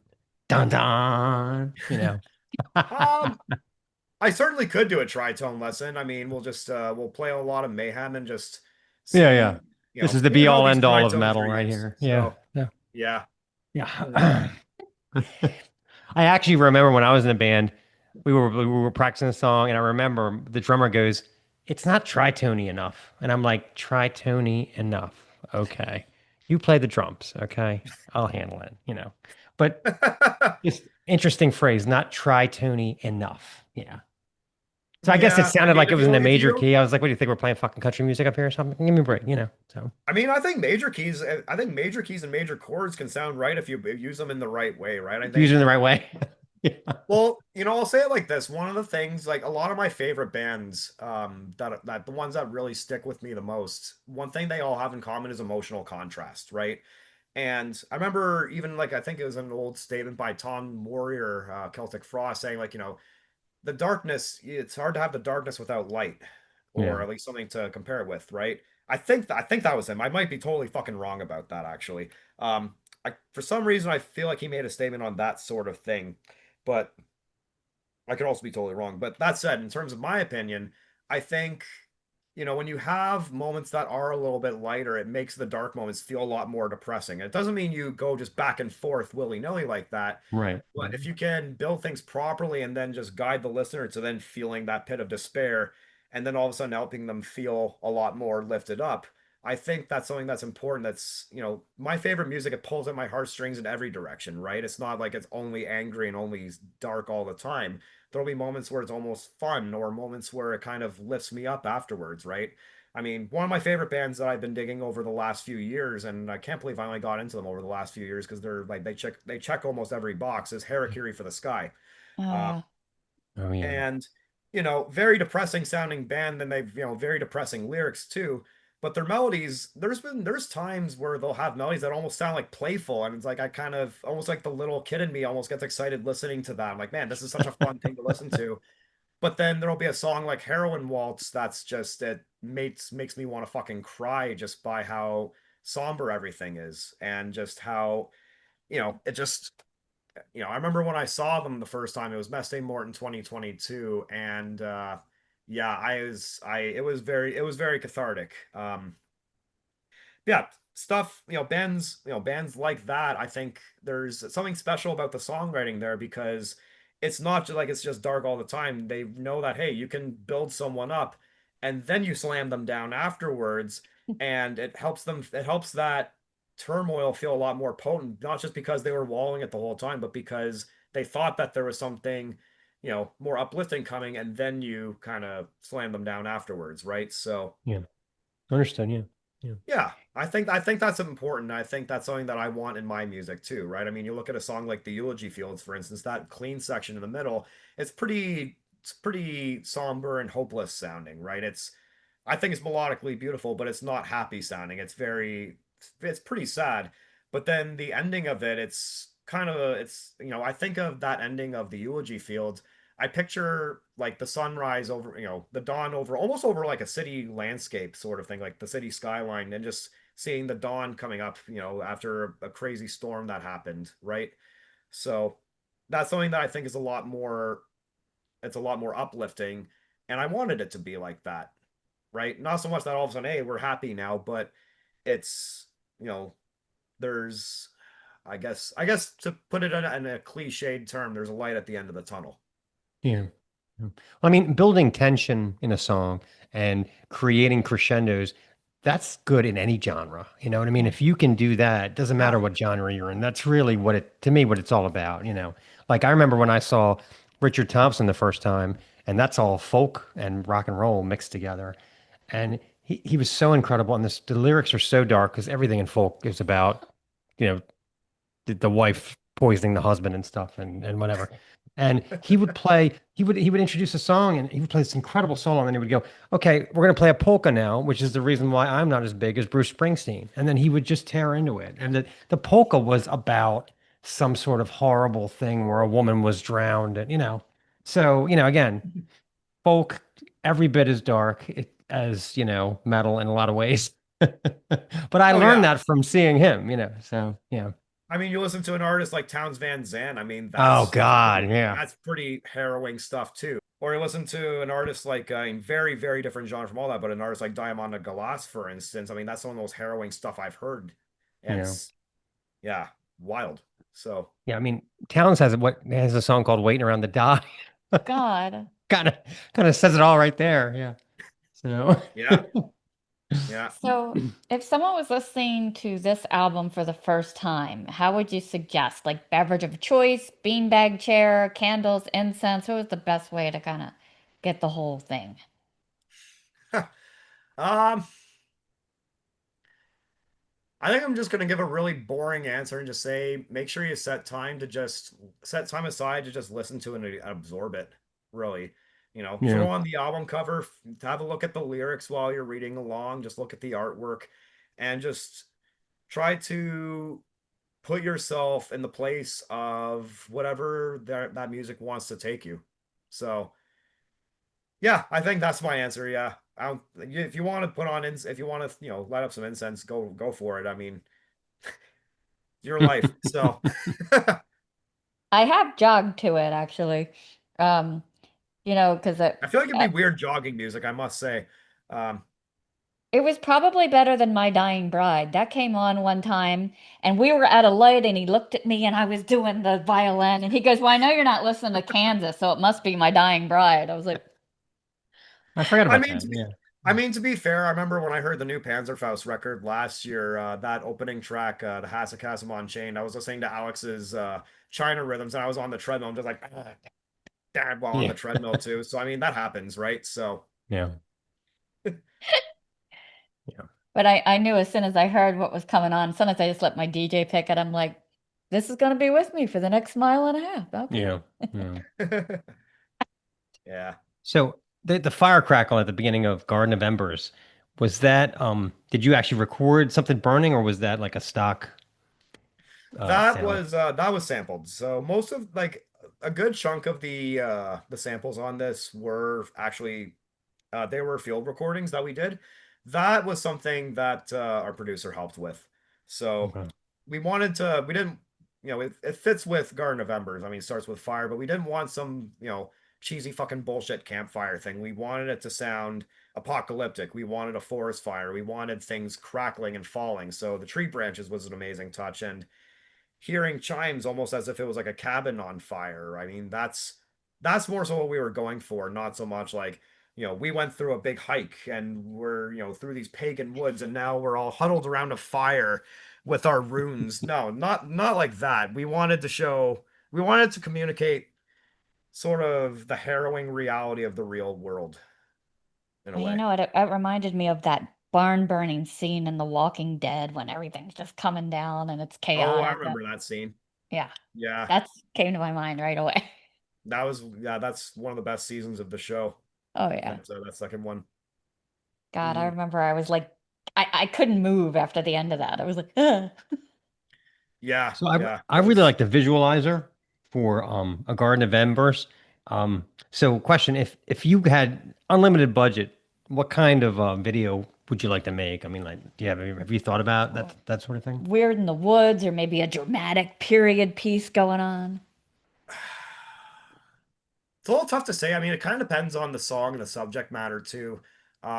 This might be a little bit not what you'd expect, but one band that we really like for visuals, and I actually just saw them in the UK saw them for the fourth time, but I saw them in the UK too. Is the band Ulcerate, and Okay, yeah. they worked with Den Sora for a lot of their visuals for Staring to Death and Be Still, and also for Cutting the Throat of God. But they're pretty dark and haunting, but also very abstract. I think it's a lot of it is like CGI, but it's the type of thing that it has an emotive quality to it. It's pretty dark and disturbing when you watch it, but it's also abstract enough where it's not like a completely explicit, like, oh, here's a dead body or something like that, right? It still has a bit of an eerie nature to it, and it's something that fits with their aesthetic. I'm not sure if that exactly would fit with us too, but something like that is more up our alley. Or if you look at a band like Amun Ra, for instance, and the way that they'll have visuals on stage of, I think they do a lot of similar stuff like that, but I think they've also used like old films as well, like, you know, like decade old like black and white films at times as well. So um stuff like that I think can also fit with us as well. It's interesting. That's something that yeah, I'm not sure. Yeah, it really depends on this. It really depends on the song. I'm not sure if we would go for something where it's like us playing on a stage and looking tense in the camera. I don't think that's really our vibe. We're a little bit more artsy and introverted than that. So I Yeah. think we would want something that is it kind it's whether it tells a story or whether it's just abstract, it captures the emotional quality and maybe even the subject matter that the song is meant to present, right? So Yeah. That'll be good. So I know I had some pierce flesh catharsis questions. Yeah. sure. Because the title suggests literally putting metal through the skin. And I was like, okay, are we talking like kind of like self-mutilation? And immediate what jumped to mind was that Vitriol video for He Will Fight Savagely, where they actually put meat hooks through their back. Oh, it was I they don't have think I'm this familiar whole with that warning one that actually. they have this whole thing at the beginning that this is real, and I'm like, I wish I didn't know that. Yeah. Um, Vitriol. Yeah. but what do you think draws people to the idea that pain can be transformative, and how did that kind of shape the track? Wow, that's an interesting question. Oh boy. Um, I mean, on a small scale, even acupuncture can do stuff. Yeah. yeah, that's I'm not even sure how to answer that question. I mean, I guess I guess in experiencing that sort of pain, they feel a sort of release afterwards, like they were trying to connect with something. And I think that more so revolves with what Pierce Flesh Catharsis is sort of about in that instance. Um, it's not literal self mutilation, but I guess sort of through that pain, there's a sort of release that you experience in it through experiencing it or what that pain teaches you. That's I've never had that question before. I wasn't sure how to answer that. That's a good question, man. Yeah, I really wish Cam was here for this interview too. He wasn't able to make it, unfortunately. He'd No, that's probably have okay. a lot Yeah. more to say on that sort of thing. Yeah. The Yeah. kids nowadays, they're into that cutting thing, like to when they get anxious or Well, anxiety. that's Yeah, that's couple decades, yeah. It's all Yeah. Slayer's fault. It's all Slayer. Remember the Slayer with the where they cut the Undisputed Attitude? Was it which one was it? The God Hates Us All? One yeah. of the shitty albums where they had the Divine Intervention where they had the cutting Slayer into the hour. Yeah. So Oh, right. Yeah, I remember that one. yeah. Yeah. Yeah. It's funny because it's like if it's one of the good Slayer albums, I remember every detail. If it's one of the shitty ones, I just go, it's one of the shitty ones. It's one of the Well, later I ones. I mean, don't know. if it's shitty, then why are you paying attention to it, right? So I think that checks I out. just So, remember the cutting. Yeah. yeah. Yeah. Yeah. Yeah. Mhm. No. Anything extreme that we could put on, for artwork, No, yeah. All right. And then I love the end of the eulogy fields that you were talking about. At one point, it just rips. The drums are racing, the riffs are racing. It feels like the band's pushing into overdrive. Do you ever have that moments in writing or rehearsal when someone just levels up the energy and like everyone else follows suit? Sometimes. I mean, it's the type of thing that when we're writing a song, if we feel like there's like the song calls for something where we do need that energy to pick up, you know, Cam's gonna help with that with his playing because he's a very energetic player as it is, and he really goes above and beyond to just fill in it, put in as much of himself into his playing as he can. But on top of that, it's like, well, yeah, then we would have to look at okay, so what is the part ultimately calling for, right? If we want something that is just going to rip and just be hard and really energetic, then then what can we do to amplify that as much as possible, right? So, I mean, you mentioned the eulogy feels to me that the song that calls for that the most is Pierce Flesh Catharsis, right? We wanted something in the beginning of that song we wanted it to be unrelenting and unforgiving, right?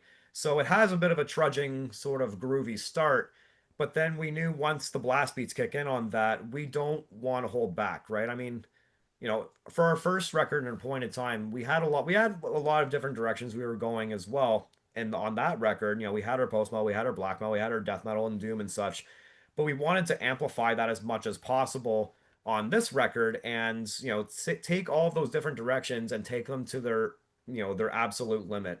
So when it came time to writing the you know the frantic parts of catharsis, we don't want to hold back. We want the chords to sound dark and menacing. We wanted it to make people feel uneasy. We wanted the vocals to be terrifying there. We wanted everything to just be we just wanted to make it feel like your pulse was racing and it wasn't going to slow down, or that your heartbeat, your heart is continuing to pick up in speed and it's not slowing down. It might burst at some point, right? So we want yeah we it had to be relentless like that, and we wanted to do whatever we could to make that possible. So that's why I was thinking, hey, we take these chords and we start bending it so it sounds a little bit eerie. It sounds like you're kind of just in this very twisted maelstrom of misery almost. It's just a complete and utter chaos, right? That's what we wanted for that. So when it You came made it more tritony, is what you're saying. not so much tritony, actually. It's not very tritony, that song. There's a lot of perfect fifths in all of that. Um Okay. Okay. yeah, there's a not a lot of tritones in that particular part. It's just we wanted what we did have there to just we needed to amplify that savagery that we wanted to have. So Yeah, you did a great job with that because that was, I think, when I was running and that part came on. I was instantly the image when the Wicked Witch in The Wizard of Oz flips that hourglass and that crazy. That's kind of what popped into my head. That image of just that, that kind right. of out of control. Yeah. Yeah. Mm. That's a good one. I like that a lot. Someone asked you what are some have you gotten any like really ridiculously stupid reviews where they've been like, you know, blatant immolation ripoff or something, anything like that? Like, have you seen like what's some of the worst you've seen, or Not much really. I mean, the vast bulk of the reviews have been extremely positive. We've been really happy with the reception of this, and it feels good because, we spent so much time with these particular songs. I mean, some of the songs that we wrote on this, the writing sessions initially date back to the writing sessions that spawned our first album too. So, right, right. Garden of Embers and Pierce Flesh Catharsis just came out, but to me, they're like already 10 years old, right? So like when you're sitting with these ideas for so long, you get to a point where you're not even sure if you like them anymore. Like, is this even good anymore? I don't know, right? But then to see how people have reacted to it, the things they've been saying about it, it's validating and it feels good to know that, hey, this thing that you spent so much of your life crafting, this was worth the effort. This was good. I mean, No, I that's know it's great. good, but it's That's nice great. to know that other people are connecting with it as well. So yeah, most of the reviews have been like the vast bulk of the reviews have been really positive. The only negative ones I've seen, I mean, there was one where someone said that like the artwork didn't fully match the record. And I mean, maybe there's just some conceptual stuff the guy doesn't need to say, but he wasn't talking bad about the record. I'm like, Yeah, yeah. whatever, not a big deal. There was one that we got where someone was saying that, you know, essentially that we were smelling our farts too much, that the songs are just way too long and convoluted, and then they're going too many places and it's not reined in at all. And it's the type of thing that people can like what they like. I think it's just the type of thing that someone who would give those sort of criticisms, it's not what we're doing is not what they're looking for. Right, They either right, just don't get right. it, or what we're doing is not what they want to hear, not what they prefer to hear, right? They prefer to hear bands maybe be a bit more one-dimensional or be just one thing, right? Yeah. And, I like bands that do just one thing. I certainly have, just my straight black metal bands that I like Enthroned, for instance. But, I find I get really intrigued by bands that aren't just one thing, and they have a whole bunch of different tonal colors to them. And it intrigues me. It's the type of thing that keeps me coming back to it. So, yeah. Yeah. Yeah, if anything, I'm kind of surprised that no one in any reviews has picked up on the fact that the end of Garden of Embers was me trying to write, bite Emperor as much as I could. Um, oh well, I guess that means I did a good job. So That's right. Very good. Yeah. Very good. Yeah. Yeah, I liked Yeah. how careful you are with your outros, and some of them go on for up, to a minute. Like Eulogy has like sustained toned and wind, and Drown in Obsidian Tides, it's those tolling bells. Maybe I saw you credited the Cathedral Church of St. James. So I didn't know if that's where you recorded those. Yeah, so Cam recorded the cathedral. We had the idea of like these church bells ringing at the end of it. It's an idea that Cam had in his head for, aeons, right? And he we tried programming something just with some VSTs to get the church bell sound, but we couldn't fully capture the vibe that we wanted, even though, I did my best to try to make it sound as random as possible. And we wanted, Cam was looking up what change ringing was, and change ringing is basically it's a system of ringing church bells that it sounds random, but there is like a little bit of like a pattern to it that it's you wouldn't notice that there's a pattern, but there is, and it's very polyrhythmic in a way as well. And there's not many places in North America that still practice it, but one of the places that happened to practice it was the end. It was the Church of St. James Cathedral in Toronto. So Cam brought a Zoom recorder, recorded that over a couple weekends there, and it turned out great. And one thing about that I also kind of like the church bells. The vibe was definitely the vibe that we wanted. It's a little bit more foreboding, especially after I end the clean guitar part on that very that sort of happy sounding C add 9 chord. We wanted something that still kind of seemed a bit foreboding afterwards, right? It's not like, oh, everything's all nice again, right? So the way that the church bells ring, it definitely captured that vibe. But something I also really like about it is the fact that if you listen closely towards the end, you actually do hear a streetcar go by. You hear like the doors open, close. So it's a very Toronto specific thing that, people, unless they hear me talk about that sort of thing in an interview or other interviews where we've talked about that, they might not realize that, they might not notice it. But it's something that I feel like there was an extra little bit of home in there, which was cool. Um, in terms of the eulogy fields, I recorded that at Yosemite National Park. So I was on a hike with some friends there, and we knew we wanted field recordings. And well, we were getting close to this waterfall, and it kind of just dawned on me, hey, why don't I record that? And it ended up being perfect. So in terms of the outros, I guess on a musical standpoint, they're long, but mainly because at that point we wanted to make sure that the song really came to a defined close, right? I mean, I remember when we were writing this particular batch of songs, we wanted every song to have that sort of closing track vibe, right? You think of an album and where the whole album is good, but then you have that closing track where it's a little longer and it's really epic, and you can tell they tried to make this big epic closer. And I'm thinking to myself, well, why would you only put that effort into one song? Why not do the whole album like that? Like, what the fuck? So wanted Right. to do everything like that, and maybe that's why so many songs are so fucking long. So, but yeah, so and that came that I guess for the outros, I wanted to make sure that hey, it didn't just end on a bonk and then it's done, right? No lazy, let's hit the last chord and then the band breaks. I didn't want stuff like that has always seemed very lazy to me, right? So I wanted to make sure that it comes to a very defined close, and oftentimes it involves some clean guitars to just close out the chord progression, fade it out properly, not do these, programmed fade outs in the studio. We didn't really want to do anything like that. So, um, Yeah. yeah. Interesting. Yeah.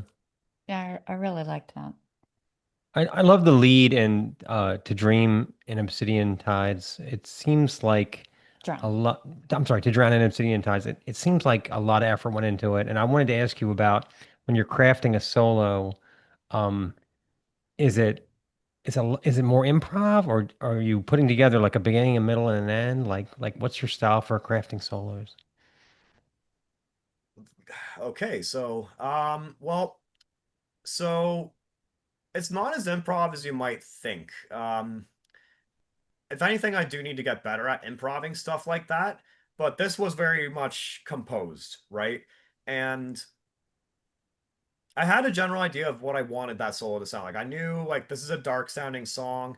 It's a dark sounding part. I don't want it to sound like nice and pretty. I want it to rip people's faces a little bit, right? So I knew I had to have some fast shreddy stuff in there, and something that is, not like fast like fusion shred where it's like, oh, here's this noodly jazz sounding run. No, I wanted it to kick people in the ass a little bit, right?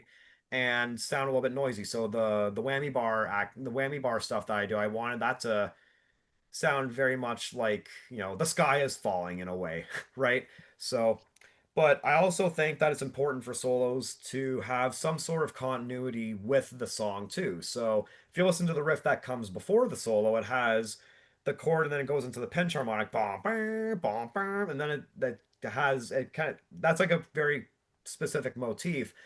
And when I started the solo, I had parts of the solo written, but then I thought, it'd be good to continue that motif in the solo. So that's why I started with just bum, dee, bum, bum, so that it has a sense of continuity. It sounds like it's part of the song. It's not just this random out of place thing, right? Right. And I think that's what helps keep the song and the solo as one unified a unified whole. So that was hard to say for some reason. So um, yeah, it is very much pre-composed. I am trying to think of like what melodies I'm trying to play, but still also what vibe I'm trying to create, right? I don't know if I could be a solo player that just does these quick shreddy runs that are just kind of noisy shred. I guess you can call it like Yeah. that. You know, I don't like my playing is very much melodic. I like it that way because I mean, a lot of my favorite bands, the ones that stick with me, they'll have nasty sounding riffs, but they're riffs that you can almost hum and you can still get stuck in your head, right? Even a band like Dead Congregation, being as nasty as they are, you can still remember their riffs, and that's something that I always really like about them. It's kind of like the best of both worlds, so to speak. So, Yeah. and my playing is like that as well. I don't think I can ever write something that's just pure dissonance and it kind of is just completely murky without having some sort of chord progression behind it, right? So, for my solo writing, I very much want there to be some sort of defined melody that happens throughout, even if it's within the nastiness that happens too. So, Yeah. and with that What are solo, I was very much trying to just get as like still keep that melodicism there, but still get as just nasty and just catastrophic and vibe as I could get with it at the time. what are some of your favorite leads? Like some of your favorite solos, just all genres. Oh man, that's uh that's a Just a lot. couple, I mean, just a couple. oh man, I mean, well, if we're going to if we go back to when I was like a kid, well, of course I love a lot of like Led Zeppelin style solos, right? I mean, Jimmy Page is a big influence on me. I also am a big fan of if for newer stuff, Peter Huss from Shining. So he's a really good influence. He's a really good example of a player that I kind of want to emulate in the sense where he can almost do like his sort of rock flair if he needs to, but he's also tight as fuck on the shredding as well. And his phrasing is just so it's just so expressive, so exquisite, right? I mean, there's so much control and feeling into every note that he plays, even when he decides to just rip a crazy shred run, for instance, right? So he's definitely a player that's a big influence on me as well. Um, I also love Nile solos, like Carl Sanders and Dallas Toller Wade are just Mm. phenomenal guitar players, and not like the new Nile stuff is good, but I do still miss Dallas, admittedly. Um, but I love, there's composition to what they're doing too. It's pretty wild and crazy sounding, but there is still a composition to what they're doing, and it's still It's still musical, right? Right. yeah. I also really like players like Guthrie Govan, which is completely different, different stylistic altogether. But I mean, just the way that he improvs and the way that he will phrase a lot of his notes. I mean, there's never a dull moment when you listen to him. So stuff that he's done. I don't know if he's as much of a direct influence on me as much as a guy like Peter Huss from Shining from it, for instance. But there's definitely sometimes I've taken a page out of Guthrie's book too. So, Yeah. or tried to at least. I still have a long ways to go. Interesting. Yeah. Should we do our game? Okay, so we play a game on the show. It's called Okay. it's called Blaspheming Monikers. Okay. And the way it works is I have five band names in front of me. One of them is made up. One of them is not real. So we're Okay. gonna see if you can figure out which one of these is not a real band. Okay. Okay. All right. And we'll just run through them and then you just keep guessing until either you get it right or we run out of bands. So okay. Sure. Okay. Sudden Thunder, Glacial Thunder, Sam Thunder, Crom Thunder, and Flashing Thunder. I think Which one's? Sudden Thunder is the fake one. That's the same thing she said. No, it's actually they're from Ontario, ironically, and they're hard rock, and they're kind of a '90s band. They had one full length, and then they broke up, but they're kind of more of a hard rock thing. But Huh, okay. so that leaves Glacial Thunder, Sam Thunder, Crom Thunder, and Flashing Thunder. Um, I think Flashing Thunder is probably the fake. No, they're prog metal from Norway. They have two full lengths. They're real. Oh dear. Yeah. So that leaves Glacial Thunder, Sam Thunder, and Crom Thunder. Let's see. Well, I feel like Sam Thunder is actually like a stage name that someone would go for, especially if they're trying to be like some country dude that's apparently more, flashy or whatever. Right. Um, Glacial Thunder kind of sounds like a power metal name, maybe. But I also feel like Crom Thunder could maybe be like some sort of folky thing that has some weird folklore before I. You know what? I'm gonna go with Crom Thunder. No, they're speed metal from France. Believe it or not, they have one full length. Now, the God one I damn made up it. was Glacial Thunder. They're not real. Oh, Yeah. oh, Yeah. okay. I mean, Glacial Thunder sounds like it could be like a power metal band or something. Yeah, So I think it would look good on the patch, Glacial Thunder. yeah, I'd sew it on there, Maybe with a polar bear going like, Yeah, like a battle bear. Yeah. yeah, that So sounds very Manowar. yeah, yeah. So very good, very good. Yeah. So anyway, yeah. Mhm. So you guys have a live show coming up July 5th where you're going to be performing Incendiary Sanctum in full. What's the most challenging part of bringing the whole album to the stage? Is it the stamina, getting emotionally charged up, transitions, or just making sure no one catches fire mid-set? I think it's just getting through the set. It's a long album and it is a bit of an ordeal to play because all the songs are pretty engrossing. So um it's just making sure that we keep the stamina throughout a lot and especially because like for me like there will be times where I'm just strumming chords for instance, so it's not as big of a deal. But you know Cam's a busy drummer, so it's just making sure that he can get through it as well. We've been rehearsing a lot of it and it's been going well, so I think we're in good shape.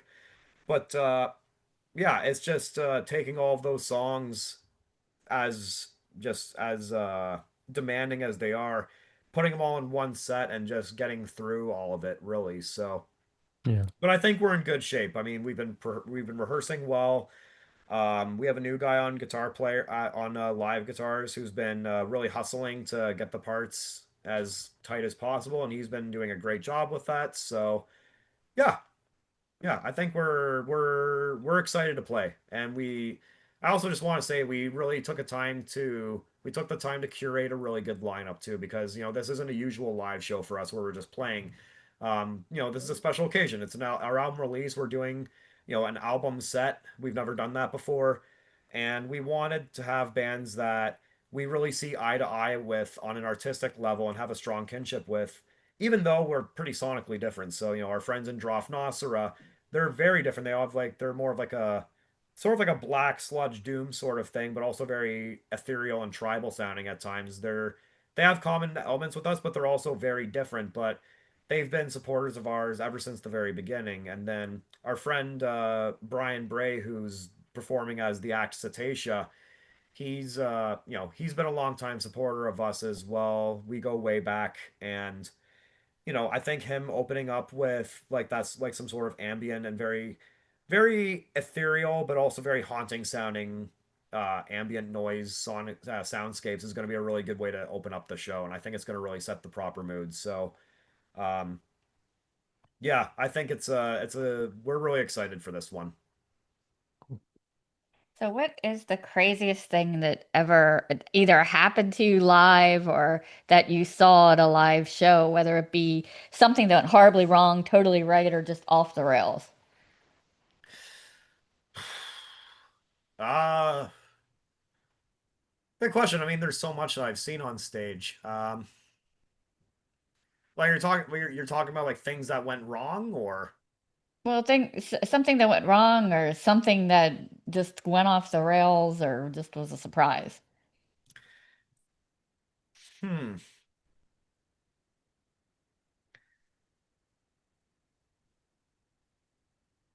I guess I guess so this okay, I got a bit of a funny story. This is one that more so relates to me playing live.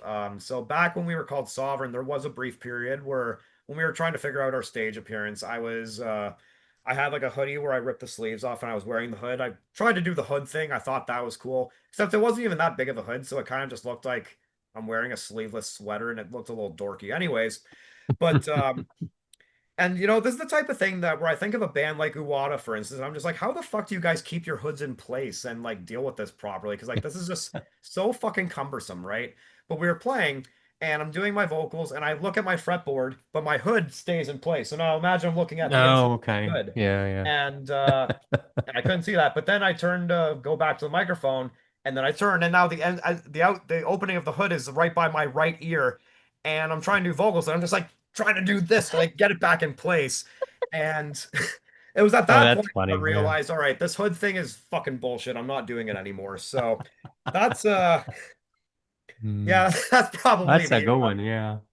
Yeah, I mean, there has been times where I had like equipment trouble on stage as well. I mean, that always sucks, but that's the most ridiculous one I can think of. And yeah, Jake, if you're watching this, I don't know how the fuck you do the hood bullshit. I mean, it looks cool. I just don't know how you do it. So, So yeah. if you were playing a festival and you could have a rider with absolutely no restrictions, logic or even reality, what would be on it? Endless snacks, a fog machine that doubles as a popcorn maker, a pet dragon for emotional support. A What would you a want? pet dragon. Yeah, that's great. uh, I don't know. I guess some refreshments would be nice, but I mean, I don't smoke, right? So I mean, having a couple beers, I'm sure would be nice, and like some snacks, but like, I don't smoke. Brother doesn't smoke either. Mike smokes, so I mean, sure, a couple cigarettes would be nice there for him, but just have something that's relaxing so we can just be ready to go on stage, I guess. I guess maybe some practice pads for Cam. That'd be probably nice so we can warm up properly before going on stage, something like that. I mean, Here's some draft we're caps not for the you we're just not out of the we're not way. the type of people to be like, hey, we want a jar of M&Ms and M's and take out all the blue ones, Yeah. you know, and then put them in a separate bowl because, Yeah. that's why. Like we're not those kind of people, Well, so actually, it's funny because I've read a lot about that, and the reason why they did that was because in the early days they got tired of somebody just rolling like a bottle of vodka onto the door and being like, "That's all you get." Like they didn't want to take gigs unless they felt like that the people were going to take them seriously. Like read the rider. You know what I mean? Like because a lot of places wouldn't read the rider. So I mean that they weren't right. really doing that to be pricks, even though it seems like it. It was because so many places were like, yeah, whatever, And I guess they got tired of it. So, Yeah, that's fair. I do recall that as well. That's they were doing to see how well people would actually listen. So yeah. I mean, because I mean, you're artists, you're here, you're musicians. You should be treated like human beings. We're gonna sell a lot of drinks because of you guys. Acknowledge it. I mean, just yeah, don't yeah. We just want a little bit of accoutrements backstage. Give us a break. yeah, that's fair. Yeah. So you shared the stage with some absolutely monsters, like you said, Harry Carey for the Sky, Mizmor, Aranze Panzu, Hexus. Did anyone pass along some wisdom to you or a killer trick, either musically or backstage? And on the flip side, were there anybody who was just total goofballs backstage, keeping the vibe light? Um, Not really like any sort of like tricks or anything like that. I mean, when we did those kinds of shows, it was very much just business as usual. We've just played our gigs and we did talk to the bands and we got some kind words from them and such, and that's all nice. That's all well and nice. But not much a lot of like goofballs. If anything, I mean, I remember after we opened for Harakiri for the Sky, we were hanging out in our mutual friends rehearsal space afterwards, and I was drinking with Matthias and Marok for pretty much until like the sun came up, and that was a nice that's a nice memory actually. I still cherish that one. Just hanging out because it was very much not like you're past the fanboys. I mean, you're not gawking at, oh my God, they're one of my favorite bands, right? We're just we're having a couple of drinks, seeing a couple of things. We're just being buds, really, and but I think that's kind of as far as it goes, really. I mean, there's not like weird shenanigans of, oh, this guy fell asleep, so we put his head in the toilet or something like that. I mean, no. Yeah. Yeah. So anything else coming up for you guys? We're saying it took, a lot of these songs go back 10 years. Do you have other ones that are in the hopper that are forming, or are you going to Yep. start fresh? Yes? Yep. So album three, we're pretty much done, almost done all of the structural writing of like the song structures.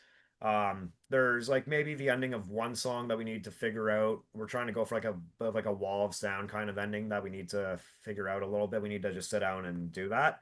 But a lot of the other song structures for the songs, it's all done at that point. So at that point, we would just need to continue refining some of the instrumentation. I would need to just write a few, write and practice the solos a little bit more. And then we also have to fit drums. Like, we have to, Cam has to refine his drum parts. Mike has to refine his bass parts. We have to fit lyrics to it all. But, you know, it's coming along very well, and we're really happy with how the material is sounding so far. It's going to be a different record than Incendiary Sanctum. It's we don't want to try to repeat ourselves and do Incendiary Sanctum again. I don't think that's a smart thing to do. It's going to sound forced if we do that, right? So, um, but yeah, we do have some songs in the pipeline, and well, hopefully it won't take another 7 years to put out the next record. So, yeah, Well, hopefully we'll catch you out there on the road. We're in Baltimore, like we said, so maybe Yeah. you'll play MDF next year. You never know. Yeah. that would Right. be. I mean, that would be great. MDF is a festival we'd love to play at if the opportunity arose and we were able to get that working out. We'd love to play that one. Our drummer, my brother Cam, was just there a few weeks ago. I went there last year as well. That was a great time. Um, yeah, I mean, with the situation of the States compared to Canada right now, it's a little bit it's tricky for Canadian bands to tour the States, just especially with how expensive the visas are, and Yeah. you know, and then considering all the stuff happening with borders and such, we don't really want to try to skirt borders and such and do things illegally as well. So, but yeah, I mean, we'd love to play everywhere at some point. So. Well, hopefully we'll catch you out there. But thank you so much for this album. It's meant so much to me personally, and I see big things in the works for you guys. Absolutely. Yes. Totally. Thank you so much. I mean, like I was saying, this album took a long time to forge, and we were sitting with this material for such a long time. So I'm glad that it resonates with you guys, and I'm glad that you really like it. And I hope it continues to reach the right ears for a lot of other people too. The sounds of decay!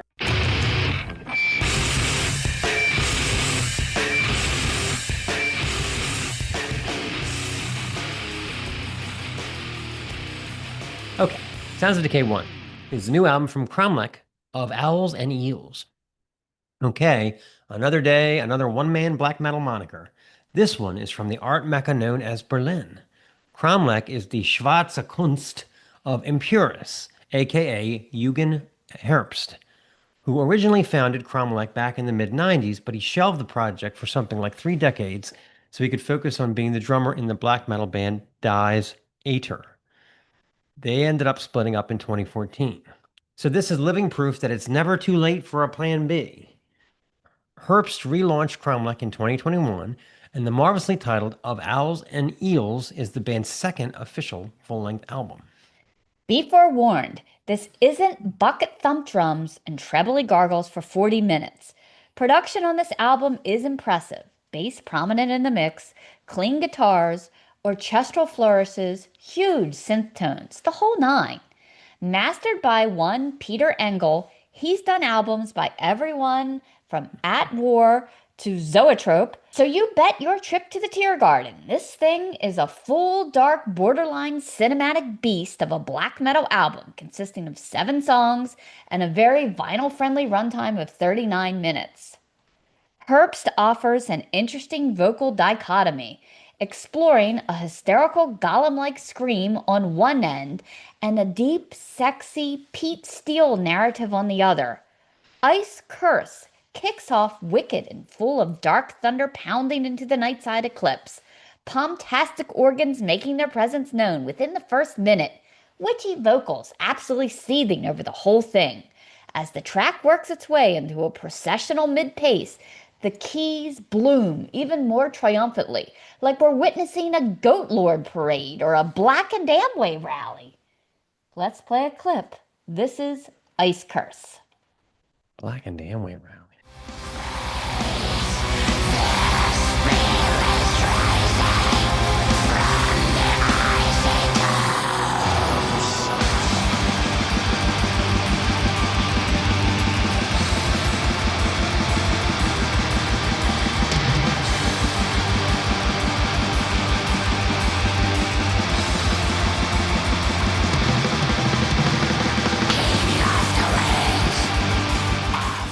On the other side, Eels Part 1 kicks off with spiffy classical guitar intro, impressive backdrop to the creepy spoken warning about the rise of the eels from the mortal depths, the track-building drama with little symphonic flourishes here and there. Owls in the Fog is powerful, wicked, full of grandeur and all the trappings, adorned with slit-throat gargles, meteors pounding the roof drums, and keyboard winks at seemingly every turn in the Wicked Woods. The 7+ minute epic The Quiet Witness showcases both of Herbst's vocal styles, slow trudging keys and bass underpinning his low-voiced narratives. The vocals pushing and pulling between the two extremes for the first several minutes of the song as arpeggios ring convincingly, the vibe shadowy, the tempo steadfastly slow, hitting its peak around the 6-minute mark, a hooky guitar solo, and organ melodies straight out of Transylvania. Overall, an impressive package for a young moniker or a veteran artist. Fans of Psy, Arcturist, or really anyone that likes a little pageantry with their witchery should enjoy Engel and Herbst making a symphonic spectacle of themselves. I'd normally opt for the vinyl, but the digipak looks pretty sweet, and we're still recuperating from an eyebrow-raising bar tab at the Maryland Doom Festival, so best be practical at this point. Let's play a song. This is The Quiet Witness.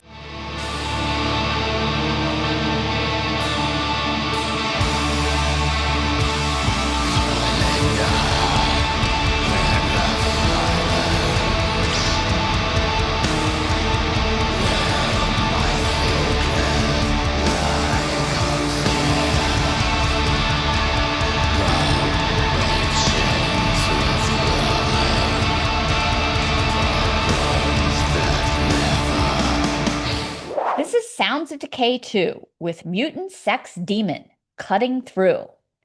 Cutting through usually means addressing something clearly and directly. One look at the album cover, an obvious occult, heavily pregnant, unvirgin Mary in a Mentar-style hood, about to birth Satan's spawn on a human remain-strewn floor without ever ruffling her fishnets, tells you that Finland's one-man force isn't here to pull punches.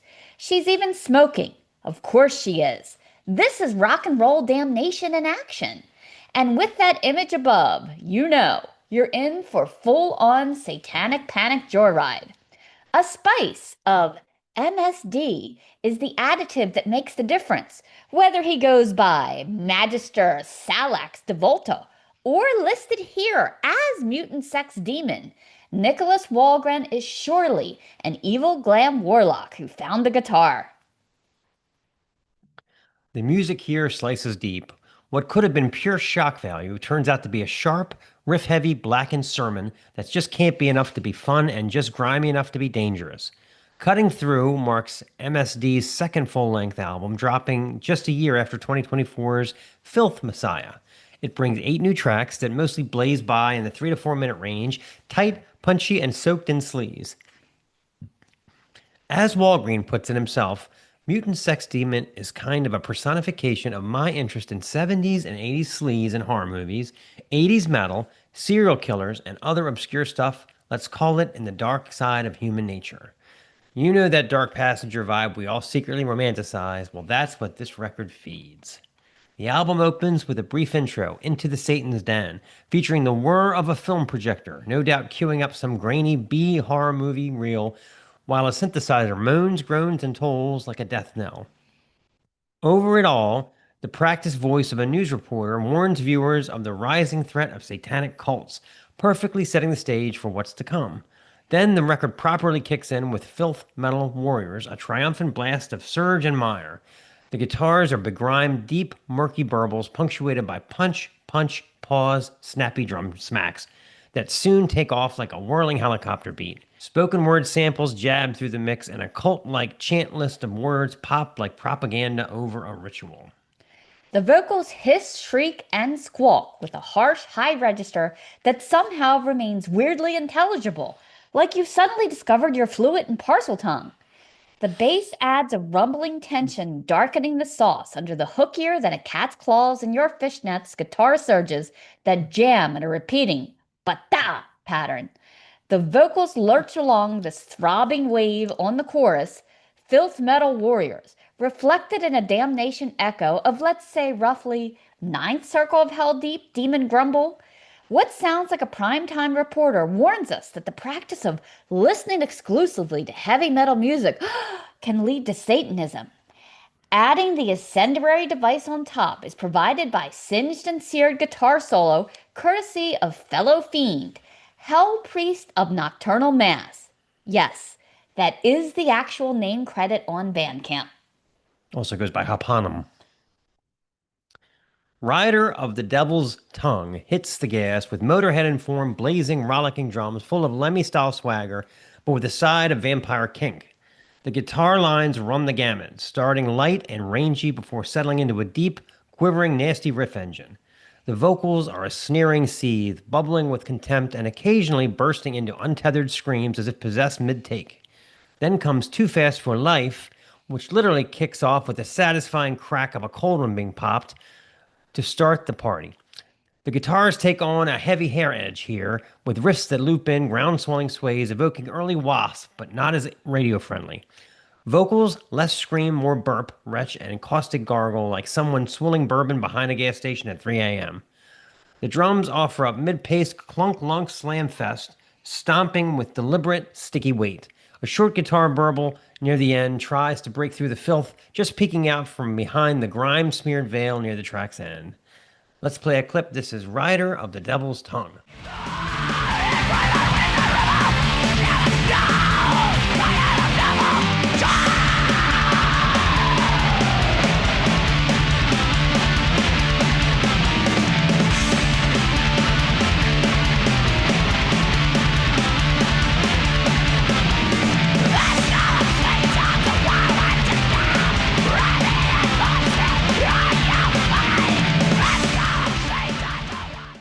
Also of note is the very different Bombastic Bite It, which opens with bass tones so thick and saturated with long note vibrato they'll sear your eyebrows off.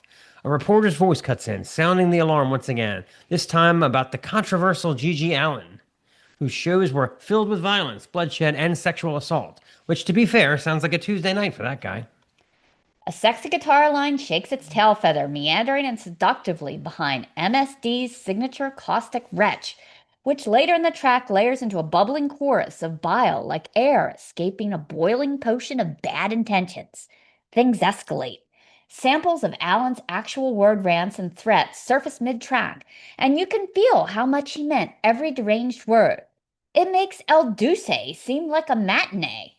A low guitar riff oozes beneath it all, shifting and mutating in the mire. Then, as if summoned from the collective ID of every anarchist zine ever printed, the song closes with a cult leader mic drop, a quote from Charles Manson himself. If I started murdering people, there'd be none of you left. A full circle moment of punk violence, media hysteria, and genuine evil served raw. But if I had to pick a favorite track, it's Hellbound, featuring guitar fuzz thicker than a mohair sweater and just as clingy. Walgren retches and screams as a whining guitar riff snags you like a dryer sheet to Velcro, bubbling into a sonic attack that becomes your satanic panic touchstone for the chorus. The chord progressions carry a distinctly punk rock snarl. Think early Venom informed. There's another bite and rip solo from Hell Priest of Nocturnal Mass, noodling out a twisted flying spaghetti monster solo, like a Pastafarian deity. Google that one. You will not be disappointed. Pastafarian. Anyway. Cutting through doesn't just dip a toe into blasphemy, it cannonballs into the flaming jacuzzi of satanic sleaze and invites you to swig red wine while it boils. Still not convinced? Take it from MSD himself. Madness can come without Satan, but Satan won't come without madness. That's the thesis right there. But what makes it work is that it's not all just attitude and chaos. It's well written, it's tight, there's no filler, no overthinking, just riff-ridden debauchery and unholy fun. It walks the line between parody and power with confidence, wit, and just enough madness to keep Satan interested. Let's close it out with a little bit of Hellbound.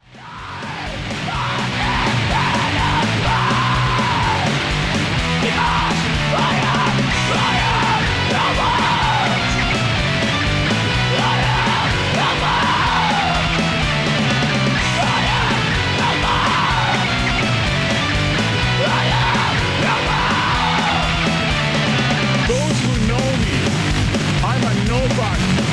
You understand? And you can't kill a person.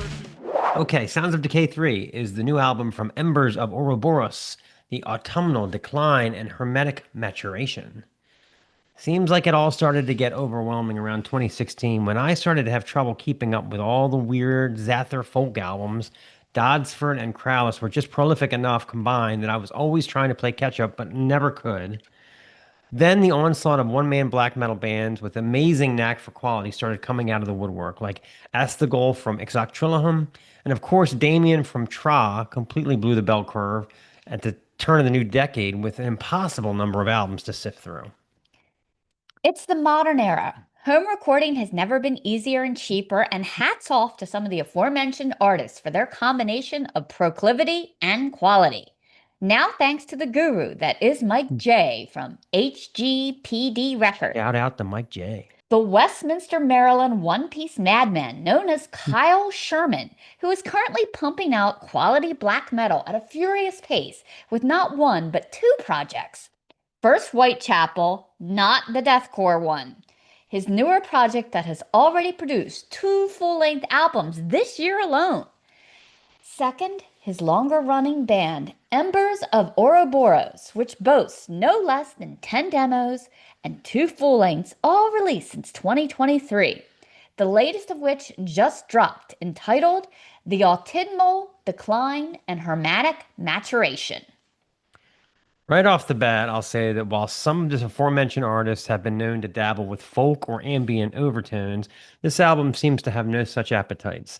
Just 9 songs of old-school, tremolo-picked guitar noise set against reverb-soaked percussion and gloriously filthy vocals that fall somewhere between the rasp of early Varg and the croak of Dagon from Inquisition. The whole thing is just so evil, riffy, and burzamy. I've been cranking it all week. A comforting darkness is a good place to enter this cauldron of blasphemy, kicking off with a marvelous lo-fi blackened riff, soon coupled with ratty snare and cymbal cracks and Sherman's croakiest of croaks, slowly enunciating each hypnotizing verse. Our Crypts of Blackened Ice and Hermetic Spirits is the longer cut on the record, at 5.5 minutes, and actually includes a clean intro that will most assuredly disorient you briefly. But rest assured, crashing drums and apocalyptic, windswept tremolo picking soon take center stage. Guitar so majestic, vocals so caustic, double bass kicks engaged. If someone told me this was some long-lost relic excavated from a basement in Oslo in 1993, I'd totally buy it. And then I'd buy it. Let's play a little bit of A Comforting Darkness.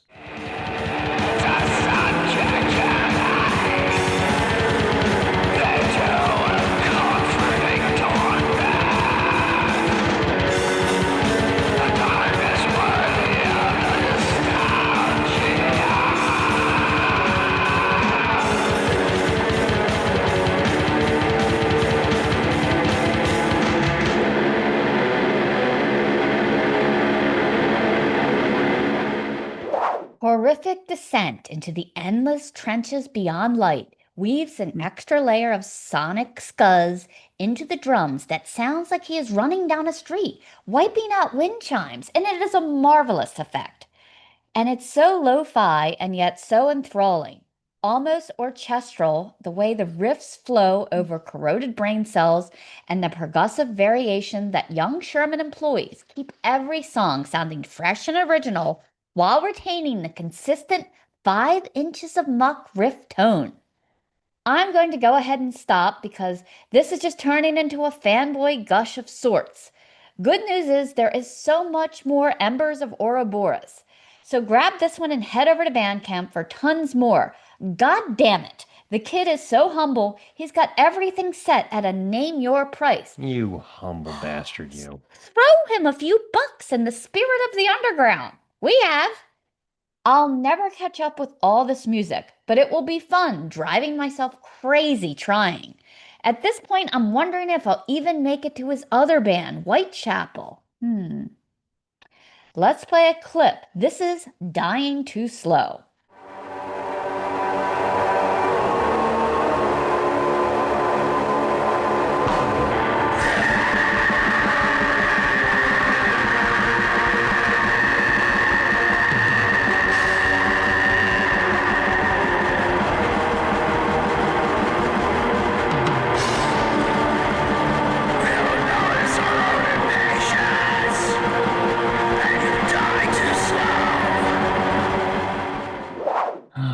Just to think we had to go all the way to Carroll County for that last one. Yeah, and it was so weird. I didn't realize it till we started doing this weekend, and we kind of just pick what we like, and then we kind of dive in. 3 basic solo metal projects. 3 black metal Yeah, one-mans. Yeah, all 3. Oh, And we crazy. Stace always makes these connections like halfway through the week. I'm not even present enough to notice, but and then like one week it was like all the bands are from England, every single band, like just these things happen. This is when we grab bag it. The things we do for you people. Unbelievable. This has been the Snaggletooth Decay Extreme Music Podcast. Special thanks to Ryan from A Flock Named Murder for appearing on the show. I really see big things ahead for these guys. Snaggletooth theme by Gustav Jord of The Fleshed. Sounds of Decay theme by Steve Rathbone of Lair of the Minotaur. Sounds of Decay bands, check them out. Embers of Ouroboros, Mutant Sex Demon, and Cromlech. All content 2025, the Snaggletooth Decay Extreme Music Podcast. Somebody call for a drummer? Oh, no. This is the Snaggletooth Extreme Metal Podcast.